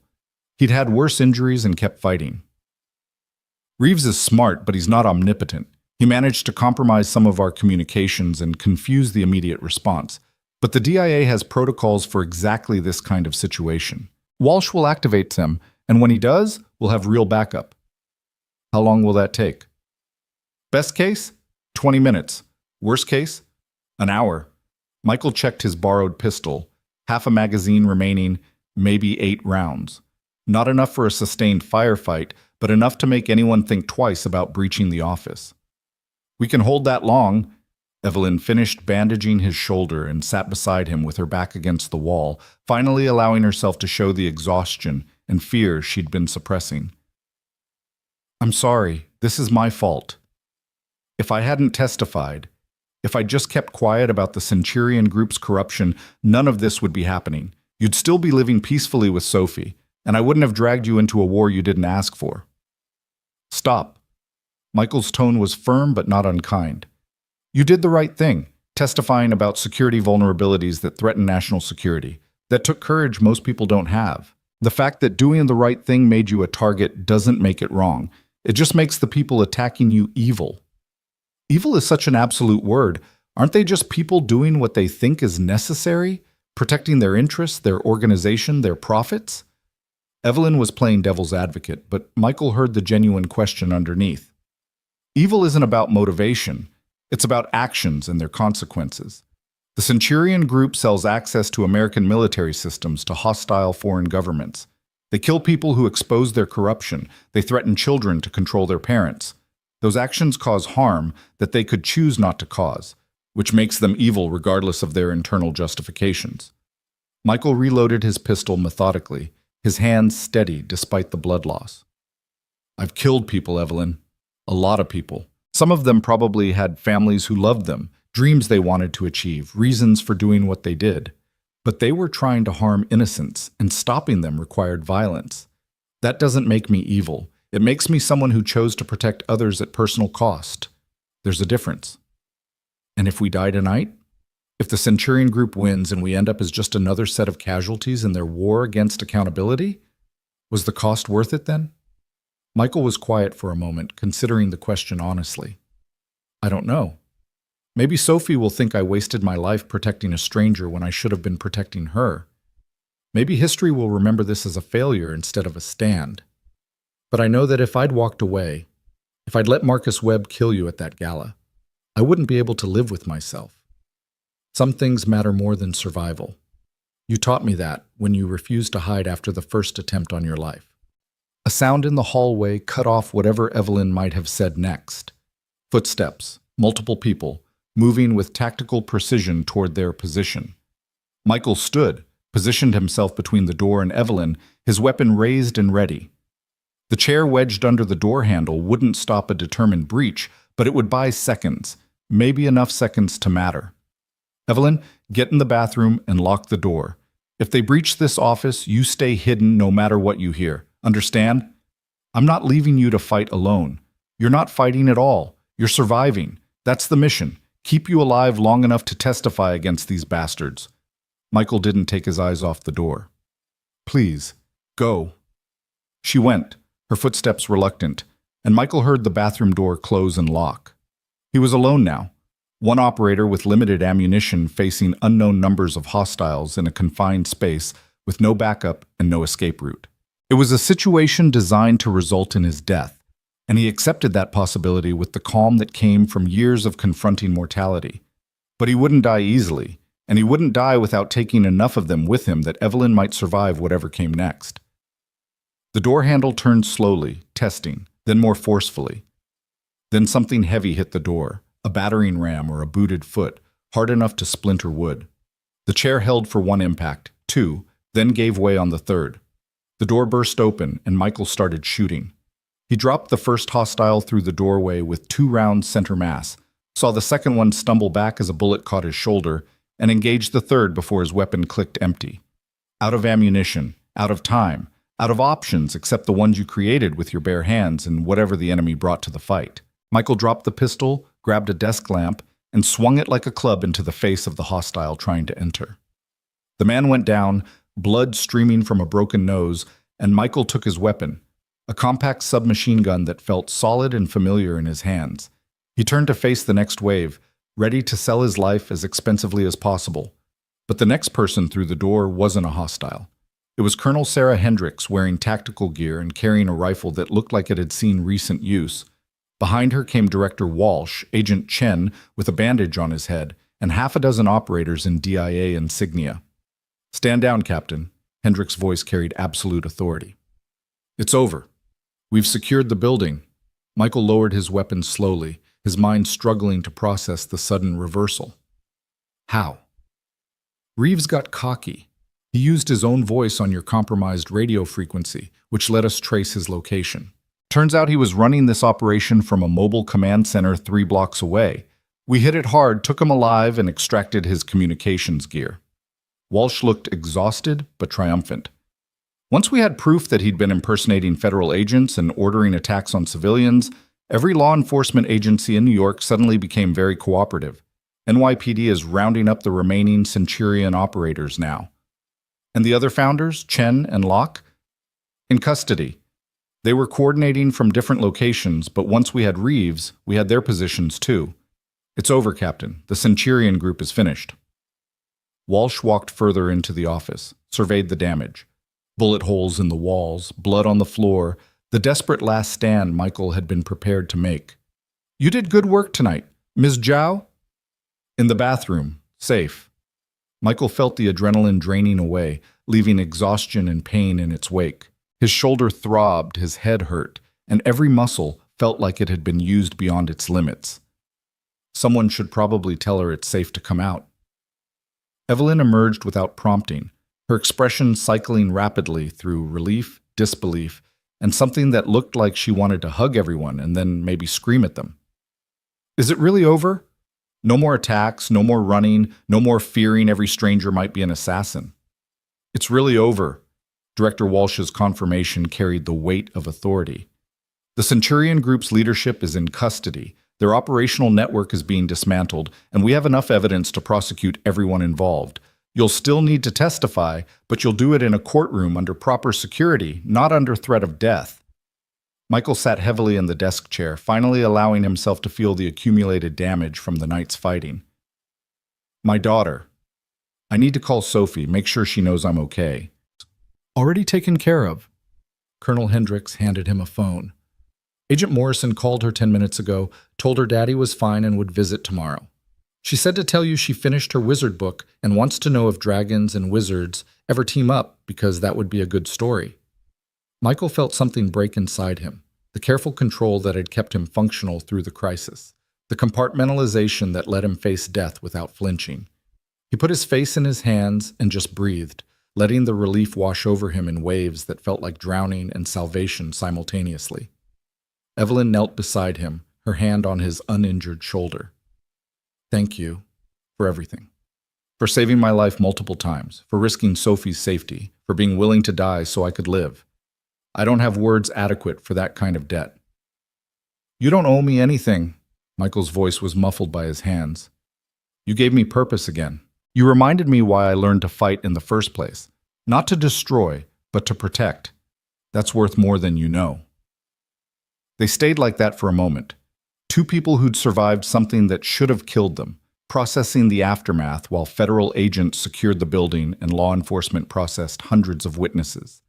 Eventually, Michael stood, accepted medical attention from a paramedic who appeared with a proper first aid kit, and allowed himself to be escorted out of the Javits Center into a New York night that felt surreal in its normalcy. The city continued around them. Traffic, pedestrians, the eternal motion of Manhattan unconcerned with the small drama that had played out inside the convention center. Michael breathed in the October air, felt the pain in his shoulder, and thought about Sophie waiting for him in Boston with questions about wizards and dragons and whether her father would be coming home. He would be coming home. Finally, permanently, without looking over his shoulder for threats that might never materialize. The Centurion Group was finished, and with them, the immediate danger that had defined his life for the past week. Director Walsh approached as Michael was being loaded into an ambulance for transport to a hospital. "Captain, I know you're exhausted and injured, but I need to ask about your plans. The DIA would very much like to keep you on in some capacity. Your skills are too valuable to waste on corporate security. My plans involve being a father to my daughter and maybe, if she'll have me, continuing to work for Ms. Zhao protecting things that actually matter, instead of classified operations that most people will never know happened." Michael met Walsh's gaze steadily. I'm done with the shadows, Director. I want to live in the light for a while, see how that feels. Walsh nodded, understanding. Then live in the light, Captain. You've earned it. But if you ever change your mind, if civilian life gets too quiet and you need the adrenaline again, you call me. The door's always open. The ambulance pulled away, carrying Michael toward medical treatment and eventually toward the life he'd been trying to build for 8 years. A life where being Michael Carter wasn't a cover identity, but simply who he was. Where protecting people meant building security systems instead of killing threats. Where his daughter could know him as a father who'd done difficult things for good reasons instead of a ghost wearing skin. Evelyn rode in the ambulance with him, still processing everything that had happened. What do we do now, after this? Now? Michael smiled slightly, tiredly. Now you go back to running your company and testifying in court and proving that standing up against corruption was worth all of this. And I keep you safe while you do it, because apparently that's what I'm good at. We build something normal out of all this chaos. Normal sounds good. Evelyn leaned back against the ambulance wall, closing her eyes. Normal sounds really, really good. The ambulance navigated through Manhattan traffic, its sirens clearing a path, and Michael let himself hope that maybe, finally, normal was actually possible. The Centurion group was defeated. The immediate threats were neutralized. Sophie was safe in Boston, waiting for her father to come home. Maybe this time the peace would last. Maybe this time the life he built wouldn't be a cover story, but something real and sustainable. Maybe this time, being Michael Carter instead of Phantom would be enough. The city lights blurred past the ambulance windows, and Michael closed his eyes, letting exhaustion pull him toward sleep. Tomorrow he'd deal with medical treatment and debriefings and all the bureaucratic aftermath of tonight's chaos. Tomorrow he'd call Sophie and explain everything in terms a 7-year-old could understand. Tomorrow he'd figure out what came next. But tonight, he just breathed and bled and survived, which was all anyone could really ask for. The hospital room smelled of antiseptic and recycled air, the particular sterile quality that all medical facilities seem to share regardless of their reputation or location. Michael woke to fluorescent lights and the steady beep of monitoring equipment, his shoulder wrapped in fresh bandages and his body feeling like he'd been hit by a truck. A nurse appeared almost immediately, checked his vitals with practiced efficiency, and informed him that he'd been asleep for 14 hours. 14 hours. Sophie would be worried sick. There's a little girl who's been calling every 2 hours asking about you. The nurse smiled, adjusting his IV. Agent Morrison has been very patient explaining that you need rest, but I think she's about out of patience. Would you like me to get her on the phone? Please. Michael's voice was rough from disuse and whatever medications they'd given him for pain. The nurse handed him a phone, and moments later, Sophie's voice filled the room with a mixture of relief and reproach. Daddy, you said you'd call last night. Agent Morrison said you were sleeping, but I thought maybe you were hurt worse than they told me, and I was really scared, and… Sophie, sweetheart, breathe. Michael interrupted gently, his heart aching at the fear in her voice. I'm okay. I was hurt a little bit, but the doctors fixed me up and I just needed to sleep. I'm sorry I scared you. Are you coming home today? The hope in her question was almost painful. Not today, maybe tomorrow. The doctors want to make sure I'm completely healed before they let me leave. But Agent Morrison will bring you to visit this afternoon if you want. Would you like that? Yes. I want to see that you're really okay and not just telling me you're okay because you think I'm too young to handle the truth. Sophie's tone suggested she'd been thinking about this a lot. I'm 7 now, Daddy. I can handle more than you think. Michael felt a lump in his throat. When had his daughter gotten so perceptive, so mature? You're right. You can handle more than I give you credit for. When you visit this afternoon, I'll answer any questions you have. Honest answers. Deal? Deal. I love you, Daddy. I love you too, sweetheart. More than anything in the world. The call ended, and Michael lay back against the pillows, staring at the ceiling and trying to process everything that had happened. The Centurion group was finished. Reeves, Chen, and Locke were in federal custody, their network dismantled, their operations exposed. Evelyn was safe. Sophie was safe.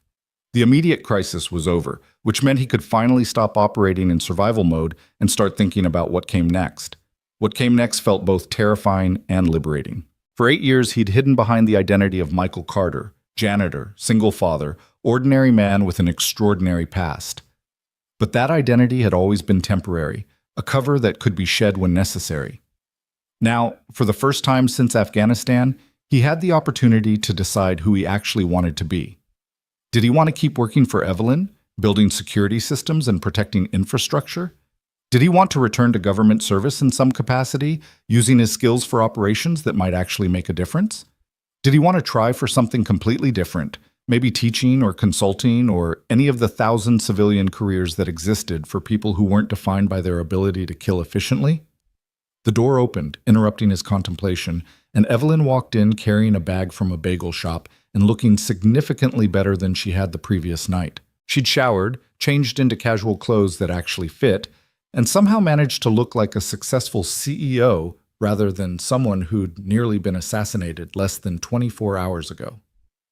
"You're awake." She set the bag on the bedside table, pulled up a chair. "I brought breakfast." "Well, lunch technically, since it's almost noon. The nurses said you could have solid food, so I got you everything bagel with cream cheese and a coffee that's probably cold by now, but better than hospital coffee." "Thank you." Michael accepted the bagel gratefully, suddenly aware of how hungry he was. "How are you holding up? Last night was intense." "Last night was the most terrifying experience of my life, and I once had to present to a board of directors who were trying to force me out of my own company." Evelyn's attempt at humor fell slightly flat, but the effort was appreciated. "I spent this morning giving statements to approximately 9 different law enforcement agencies, all of whom wanted to know every detail of what happened. Then I had a conference call with my board explaining why their CEO was involved in a gunfight at a tech summit. That was almost as scary as the actual gunfight." "What did you tell them?" "The truth. That I testified against corrupt contractors, that they tried to kill me, and that the man I hired to protect me did his job spectacularly well. The board voted unanimously to give you a bonus, by the way. Apparently surviving multiple assassination attempts and saving the CEO's life is worth a significant financial incentive." She pulled out a folder from her bag, set it on the table. "That's the official offer. Director of Corporate Security, generous salary, full benefits, and a signing bonus that should cover Sophie's college education twice over." Michael looked at the folder without opening it. "You don't have to do this. The threat is over. The Centurion Group is finished. You could hire any security professional in the country now without worrying about hidden threats." "I could, but I want someone who's proven they'll risk everything to keep me safe. Someone who understands that security isn't just about preventing threats. It's about being willing to stand between those threats and the people who matter." Evelyn leaned forward, her expression serious. "Michael, I'm not offering you this position out of gratitude or obligation. I'm offering it because you're the best person for the job, and because I trust you completely. That's worth more than any resume or credentials." "I need to talk to Sophie first. She's been through a lot this week, and I can't make decisions about my career without considering what she needs. She's my priority. She always will be." "I know. That's part of why I trust you. Your priorities are clear, and you never compromise on them. Talk to Sophie. Take whatever time you need. The offer will be there when you're ready." Evelyn stood, moved toward the door, then paused. "For what it's worth, I think Sophie would be proud of what you did. You didn't just save my life. You stopped people who were hurting others and would have continued hurting people if they hadn't been stopped. That matters. It matters to me, and I think it would matter to her too." She left, and Michael sat alone with the job offer, the cold bagel, and his thoughts. Through the hospital room window, he could see Boston in daylight, the city going about its business, unaware of the battle that had been fought to keep it safe. Most people would never know about the Centurion Group, never understand how close their critical infrastructure had come to being compromised by corruption and greed. They'd live their lives in blissful ignorance, protected by people they'd never meet doing jobs they'd never hear about. That used to bother Michael. When he was Phantom, conducting operations that would never be acknowledged, he'd felt invisible in a way that went beyond tactical necessity. He'd felt erased, like his sacrifices didn't matter because they couldn't be recognized. But now, looking at that ordinary city full of ordinary people, he understood that the invisibility was the point. The best security was the kind nobody noticed because it prevented threats before they materialized. Maybe that was the life he wanted. Not the shadows of classified operations, but the background work of keeping systems safe and people protected. Maybe being Michael Carter, Director of Corporate Security, was exactly who he was supposed to be. The afternoon arrived with Sophie, escorted by Agent Morrison, who looked tired but satisfied. The little girl burst into the room with the unrestrained energy of a 7-year-old who'd been worried and was now relieved, throwing herself at Michael's bed with enough force to make him wince. Careful, sweetheart. Daddy's still healing. But he wrapped his good arm around her anyway, held her close, breathed in the scent of her kid shampoo, and felt something in his chest unclench. She was here. She was safe. Everything else was secondary. Agent Morrison said you were very brave. Sophie pulled back to look at him seriously. He said you saved a lot of people and stopped bad guys who were hurting others. Is that true? It's true. There were some very bad people who wanted to hurt Miss Zhao, and I stopped them. It was dangerous, and I got hurt doing it, but everyone who matters is safe now. Michael chose his words carefully, telling the truth without overwhelming her with details she didn't need. I'm sorry I scared you, sweetheart. I never want you to worry about me. But that's what people do when they love someone. They worry. Sophie's logic was simple and devastating. I'm always going to worry about you, Daddy, just like you worry about me. That's how families work. Agent Morrison cleared his throat from the doorway. I'll give you two some privacy. Sophie, I'll be right outside if you need me. He left, closing the door gently behind him. Michael gestured for Sophie to sit beside him on the bed, adjusting carefully to avoid jostling his injured shoulder. You said you had questions for me. Honest answers. What do you want to know? Sophie thought about this seriously, her face scrunched in concentration. Are you still going to be a janitor? Or are you going to be whatever you were before, the soldier thing that Agent Morrison wouldn't explain properly? I'm going to be something in between. Ms. Zhao offered me a job protecting her company and the important work they do. It's not being a soldier, but it uses some of the same skills I learned when I was. And it's not being a janitor anymore, though there's nothing wrong with being a janitor. It's being someone who keeps people safe for a living. Like a superhero, but without the costume? Michael smiled despite himself. Kind of like that, yes. Except superheroes are fictional, and I'm just a regular person who's good at a very specific job. I don't have powers. I just have training and experience. And you're very good at it. Sophie stated this like a fact, not a question. The bad people tried really hard to hurt you and Ms. Zhao, and they couldn't because you're too good at protecting people. That's a superpower even if it came from training. When did you get so smart? I've always been smart. You just usually treat me like I'm younger than I am. Sophie's observation was delivered without accusation, just honest assessment. I know things are different now. I know that you're not just my daddy who cleans buildings. You're someone who used to do important, dangerous work, and now you're doing it again. I'm okay with that, as long as you always come home. I will always do everything in my power to come home to you. Michael pulled her close again, feeling the weight of that promise. But Sophie, I need you to understand something. The work I do might mean that sometimes I'm in danger. I'll always be as careful as I can, and I'll always have people backing me up, but I can't promise that nothing will ever happen to me. What I can promise is that I'll fight with everything I have to make sure I come back to you. Is that enough? Sophie was quiet for a long moment, her head against his chest, listening to his heartbeat. It has to be enough, because you're going to do this work either way, right? You're going to protect people because that's who you are. So I can either be scared all the time that you won't come home, or I can trust that you're really good at your job and that you love me enough to be careful. I think the second option is better. Michael felt tears prick his eyes. How had he raised such an incredible child? The second option is definitely better. And Sophie, I want you to know that Ms. Zhao's company is going to help us. We're going to have a nice apartment, and you can go back to your regular school with your friends, and things are going to be as normal as possible. The safe house, the agents, all of that is ending. You get your life back. Do you get your life back too? Sophie's question was perceptive, cutting to the heart of what Michael was still figuring out. I think so. I think maybe for the first time in 8 years, I get to stop hiding and just be who I actually am. That's a gift, sweetheart. One I wouldn't have without everything that happened this week. He kissed the top of her head. Now tell me about your wizard book. Did the dragons and wizards team up like you wanted? Sophie launched into an animated summary of her book, complete with dramatic gestures and voices for different characters, and Michael listened with the full attention she deserved. This was what mattered. Not the operations he'd completed or the threats he'd neutralized, but the small moments with his daughter, where he got to be simply a father who cared about wizards and dragons and whether the story had a good ending. 3 days later, Michael was discharged from the hospital with instructions to take it easy for 2 weeks while his shoulder healed properly.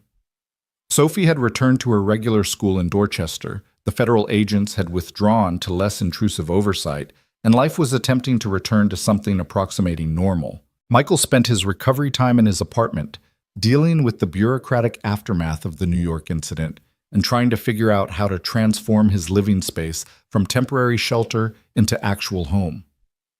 Evelyn visited regularly, bringing work documents that needed his review and updates on the legal proceedings against the Centurion Group.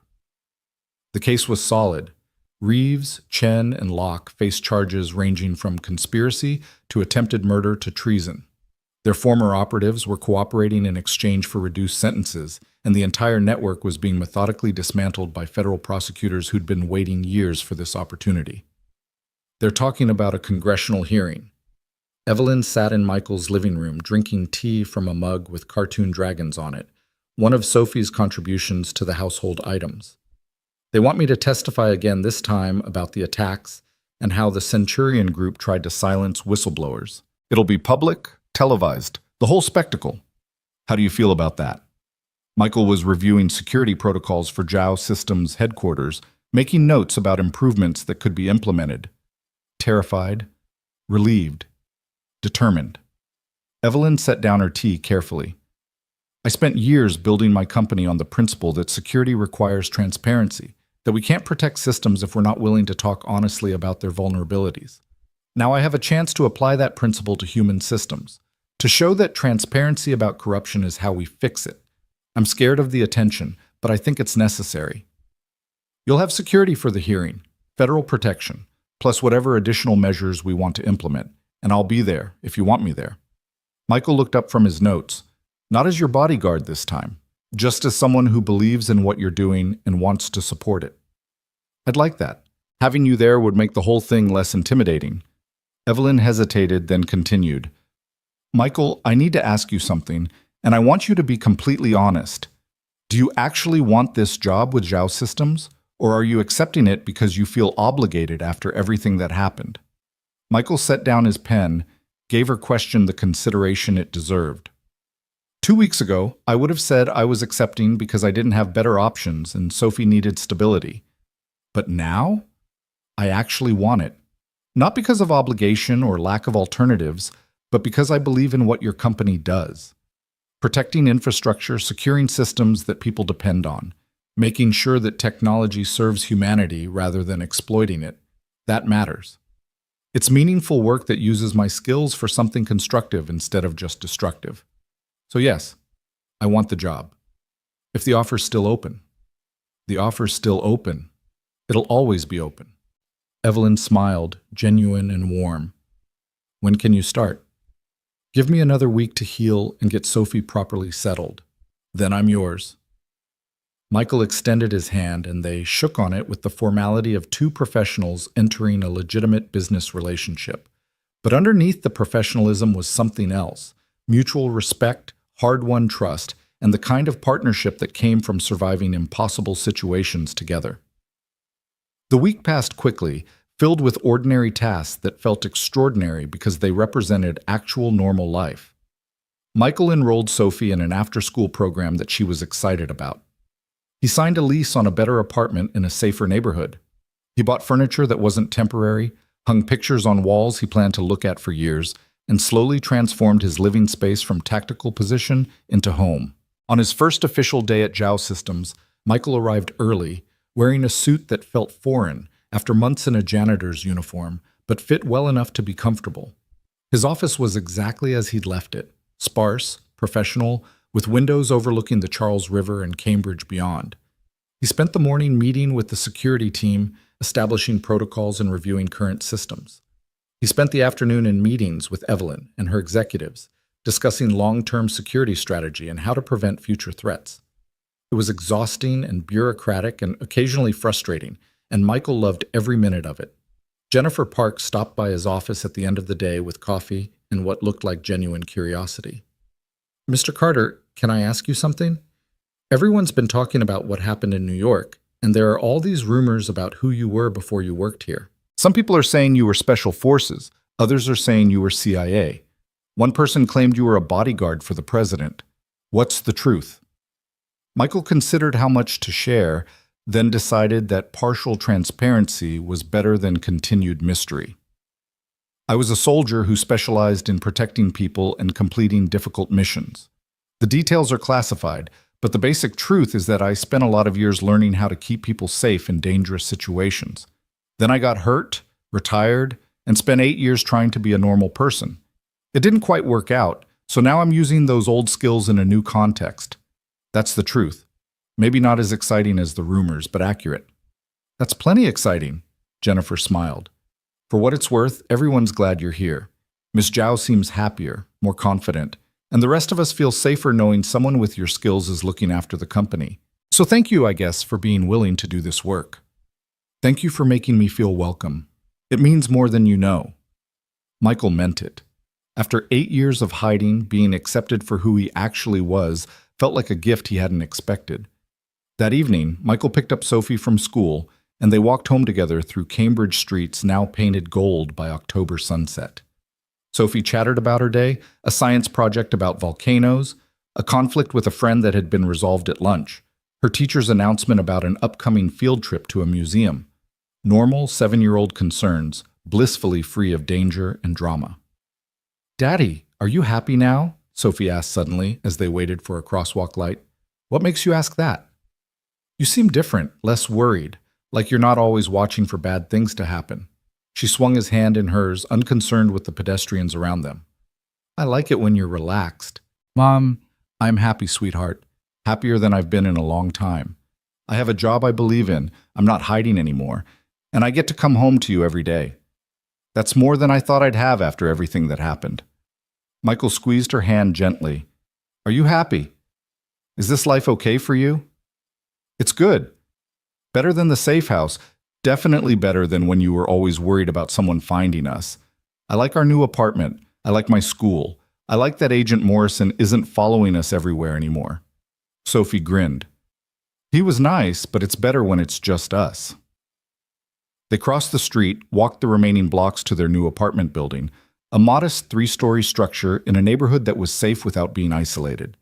Their apartment was on the 2nd floor, 2 bedrooms, more space than they'd had before. Sophie had decorated her room with posters of dragons and wizards, her growing book collection organized on shelves Michael had assembled, her artwork displayed on walls with the pride of a gallery exhibition. Michael made dinner, pasta with vegetables, nothing fancy but satisfying, and they ate together at their small table, talking about everything and nothing. After dinner, Sophie did homework while Michael reviewed security reports on his laptop, the two of them working in comfortable silence. Later, he read her a chapter from her current book, kissed her goodnight, and stood in her doorway watching her fall asleep with the contentment that came from knowing she was safe and happy and exactly where she belonged. This was the life he'd fought for. Not exciting, not glamorous, not anything that would be remembered by history or celebrated in classified briefings. Just a father and daughter building a normal existence in a world that had tried very hard to prevent that normalcy from happening. And it was enough. It was more than enough. 2 months passed with the steady rhythm of ordinary life. Michael established himself at Zhao Systems, implementing security improvements that made the company significantly more protected without being obvious about it. He hired additional personnel, trained them properly, created protocols that could withstand sophisticated attacks. He worked regular hours, came home to Sophie every evening, and slowly learned how to live without constantly expecting threats. Evelyn testified before Congress in late December, delivering a presentation about corporate corruption and the importance of whistleblower protection that was covered extensively by media outlets. Michael attended, sitting in the gallery with Sophie beside him, watching Evelyn speak truth to power with the same courage she'd shown throughout their entire ordeal. The hearing resulted in new legislation strengthening security requirements for defense contractors and increasing penalties for those who threatened witnesses. It wasn't perfect, but it was progress. The trial of Reeves, Chen, and Locke began in January and concluded in March with guilty verdicts on all major charges. They were sentenced to lengthy prison terms that ensured they'd never threaten anyone again. Their former operatives received varying sentences based on their cooperation and level of involvement. The Centurion Group's assets were seized, its contracts canceled, its reputation destroyed so thoroughly that no one would dare try to rebuild it. Justice, imperfect and delayed, but ultimately served. On a warm April evening, Michael stood on the roof of Zhao Systems headquarters, looking out at Boston as twilight painted the city in shades of purple and gold. The Charles River reflected the sunset, and in the distance, he could see the neighborhoods where ordinary people lived ordinary lives, protected by systems they didn't think about, and security they never noticed. Evelyn joined him on the roof, carrying 2 bottles of beer and an expression that suggested she had something on her mind. "I've been thinking about what you said when you first agreed to work for me, about how some things matter more than survival, and how fear should inform our actions without controlling them. I wanted to thank you for teaching me that lesson." "I think you taught me as much as I taught you." Michael accepted the beer, took a long drink. "You showed me that courage isn't about being fearless. It's about being terrified and doing the right thing anyway. That's harder than any operation I ever completed." "We make a good team then. The paranoid security expert and the stubborn CEO who refuses to hide." Evelyn smiled. "I'm glad you decided to stay. The company wouldn't be the same without you." "I'm glad I stayed too. This is the first time in 8 years I felt like I'm actually living instead of just surviving. That's worth everything I went through to get here." Michael looked at the city below, at the lights beginning to glow in windows as families gathered for dinner. "You know what the strangest part is? I spent so long trying to be invisible, trying to hide who I was and what I could do. But now that everyone knows, now that I'm visible and present and just existing as myself, it's actually easier. The hiding was harder than the honesty. That's because hiding requires constant energy. Being yourself just requires showing up as you are." Evelyn was quiet for a moment, then continued. "I've been getting offers. Other companies want me to consult on their security, speak at conferences, basically become the face of corporate transparency and whistleblower advocacy. I'm thinking about accepting some of them, expanding what Zhao Systems does beyond just our own operations. That would require additional security planning, more travel, more public exposure, more opportunities for bad actors to target you." Michael's tone was professional, assessing risks automatically. "But it's manageable. We'd need to expand the team, establish protocols for different scenarios, coordinate with local security at each venue. It's doable if you're serious about it." "I am serious. What happened with the Centurion Group? That can't be unique. There have to be other situations where corporations are compromising security for profit, where whistleblowers need protection, where truth needs defending. If I can help with that, if I can use my experience to make it easier for others to speak up, then that's worth doing." Evelyn looked at Michael directly. "But I'd need you to keep me safe while I do it. Not just as an employee, but as someone who believes in what we're doing and is willing to see it through. Can you do that?" "I can do that, for as long as you need me to." Michael's commitment was absolute. "But Evelyn, you need to understand that taking on that role will make you a permanent target for people who don't want transparency. It won't be like the Centurion Group, a single threat that can be eliminated. It'll be ongoing, evolving, something we have to stay vigilant about constantly. Are you ready for that?" "I don't know if anyone's ever ready for that, but I think it's necessary, and I think having you on my side makes it possible." Evelyn raised her beer bottle in a toast. "To necessary things that scare us but matter anyway." Michael clinked his bottle against hers. "To showing up as ourselves and hoping it's enough." They drank to that, standing on a rooftop in Boston as spring evening faded into night. 2 people who'd survived impossible odds and chosen to use that survival for something meaningful. It wasn't the ending Michael had imagined when he first became a janitor 8 years ago. It was better, messier, more complicated, and more honest. The city lights glowed brighter as darkness deepened, and Michael thought about Sophie asleep in their apartment, dreaming about dragons and wizards and stories where the brave ones always won in the end. She was safe. Evelyn was safe. The immediate threats had been eliminated, and new challenges could be faced with preparation and support rather than desperation and improvisation. This was the life he'd chosen, not the shadows of classified operations, not the invisibility of hiding, but the visible work of protection and truth-telling and building something that mattered.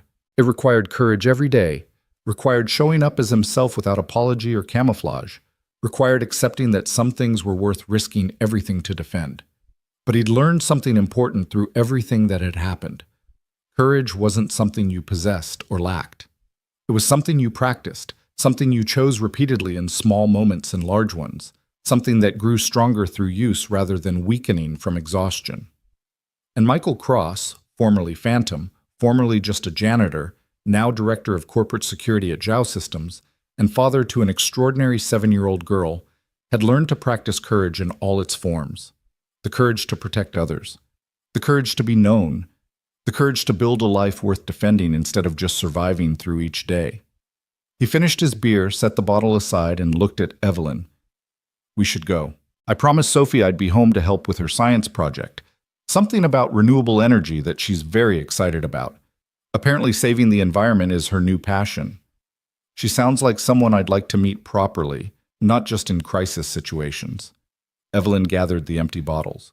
Maybe dinner sometime? Your place or mine, somewhere normal where we can just be regular people, instead of people who survived assassination attempts together. I'd like that. Sophie would too.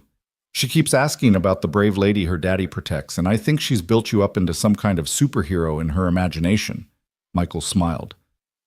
Fair warning, she'll probably ask you 1,000 questions about computers and cybersecurity and whether you've ever met any hackers.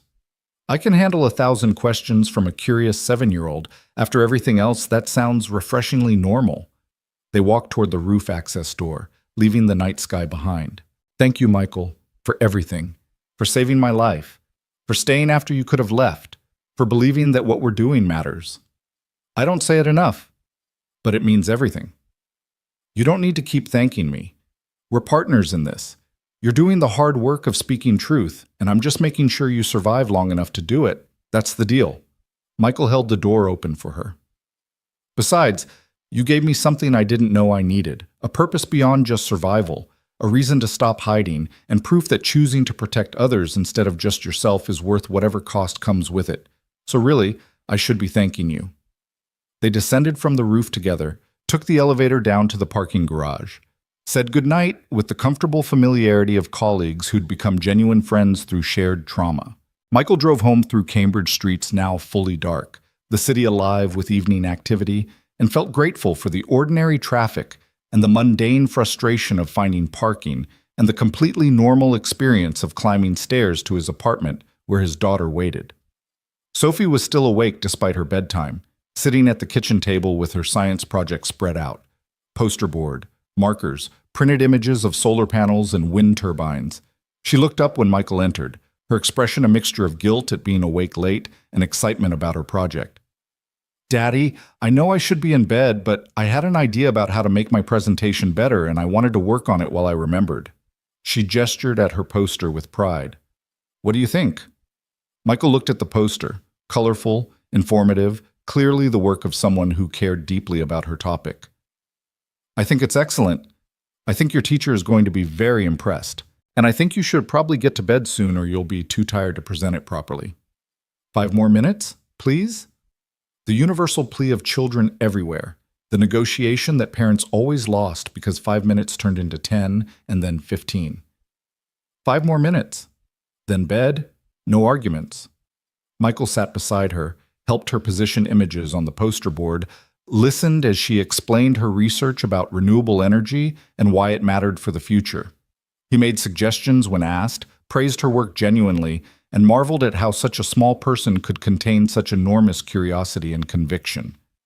When the 5 minutes inevitably stretched to 20, Michael finally insisted on bedtime, tucked Sophie in with her current book, something about space exploration now, dragons and wizards having been temporarily displaced by astronauts and planets, and stood in her doorway as she fell asleep. This was what victory looked like, he realized. Not dramatic confrontations or tactical successes, but ordinary evenings with his daughter pursuing her interests and building her own understanding of how to make the world better. He'd spent 12 years conducting operations that protected national security, 8 years hiding from his past, and 1 intense week fighting to keep Evelyn alive. All of it had led here, to a modest apartment in Cambridge where a 7-year-old girl dreamed about renewable energy and space exploration, safe and happy, and entirely unaware of how close she'd come to losing her father. He'd survived Afghanistan. He'd survived 8 years of hiding. He'd survived the Centurion Group's attempts to kill him. He'd survived not because he was the best operator or the most skilled fighter, but because he'd had something worth surviving for, a daughter who needed him, and a principle that mattered more than safety. And now he had something more. A purpose that used his skills for construction instead of destruction. A community that knew who he was and valued him anyway. And a future that didn't require constant vigilance against threats that might never materialize. Michael walked to his own bedroom, the space still sparse but slowly accumulating the personal touches that made it his.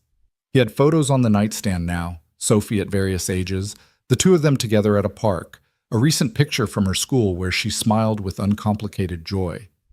He had books on the shelf that he actually planned to read rather than just displaying for cover.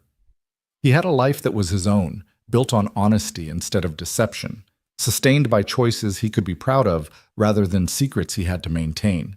He lay down in bed, his shoulder still occasionally aching from the bullet wound, but mostly healed, and let himself feel the exhaustion that came from a day of meaningful work rather than desperate survival. Tomorrow he'd go back to Zhao Systems, continue building security protocols that protected important infrastructure. Tomorrow evening, he'd come home to Sophie and help with homework and make dinner and engage in all the mundane activities that constituted actual living. Tomorrow, and the day after, and the day after that. A future measured in ordinary moments rather than crisis responses, in steady progress rather than dramatic victories, in the quiet satisfaction of doing work that mattered without needing recognition or glory. Michael Cross closed his eyes and smiled. Somewhere in the darkness, Phantom had finally found peace, not by disappearing, but by being seen and choosing to stay visible anyway. The ghost had become a man, the weapon had become a protector, and the soldier had learned that sometimes the bravest thing you could do was simply show up as yourself and trust that it would be enough. Outside his window, Boston continued its eternal rhythm, traffic and voices, and the complex symphony of human civilization functioning because people showed up every day to maintain the systems that made it possible. Michael was one of those people now, no longer invisible but openly contributing, using his particular skills to keep others safe while living the life he'd fought so hard to build. It was enough. It was more than enough. It was everything he'd never dared to hope for, delivered through tragedy and violence and the stubborn refusal to let fear determine his choices. And tomorrow, when he woke up to help Sophie with breakfast before school and then drove to work where Evelyn was already planning their next security improvement, he'd do it all again. Not because he had to, not because he was hiding or surviving or fulfilling some obligation, but because he'd chosen this life, chosen to protect what mattered, chosen to be Michael Cross instead of Phantom or any other ghost. And in the end, choosing who you wanted to be, that was the only victory that truly mattered.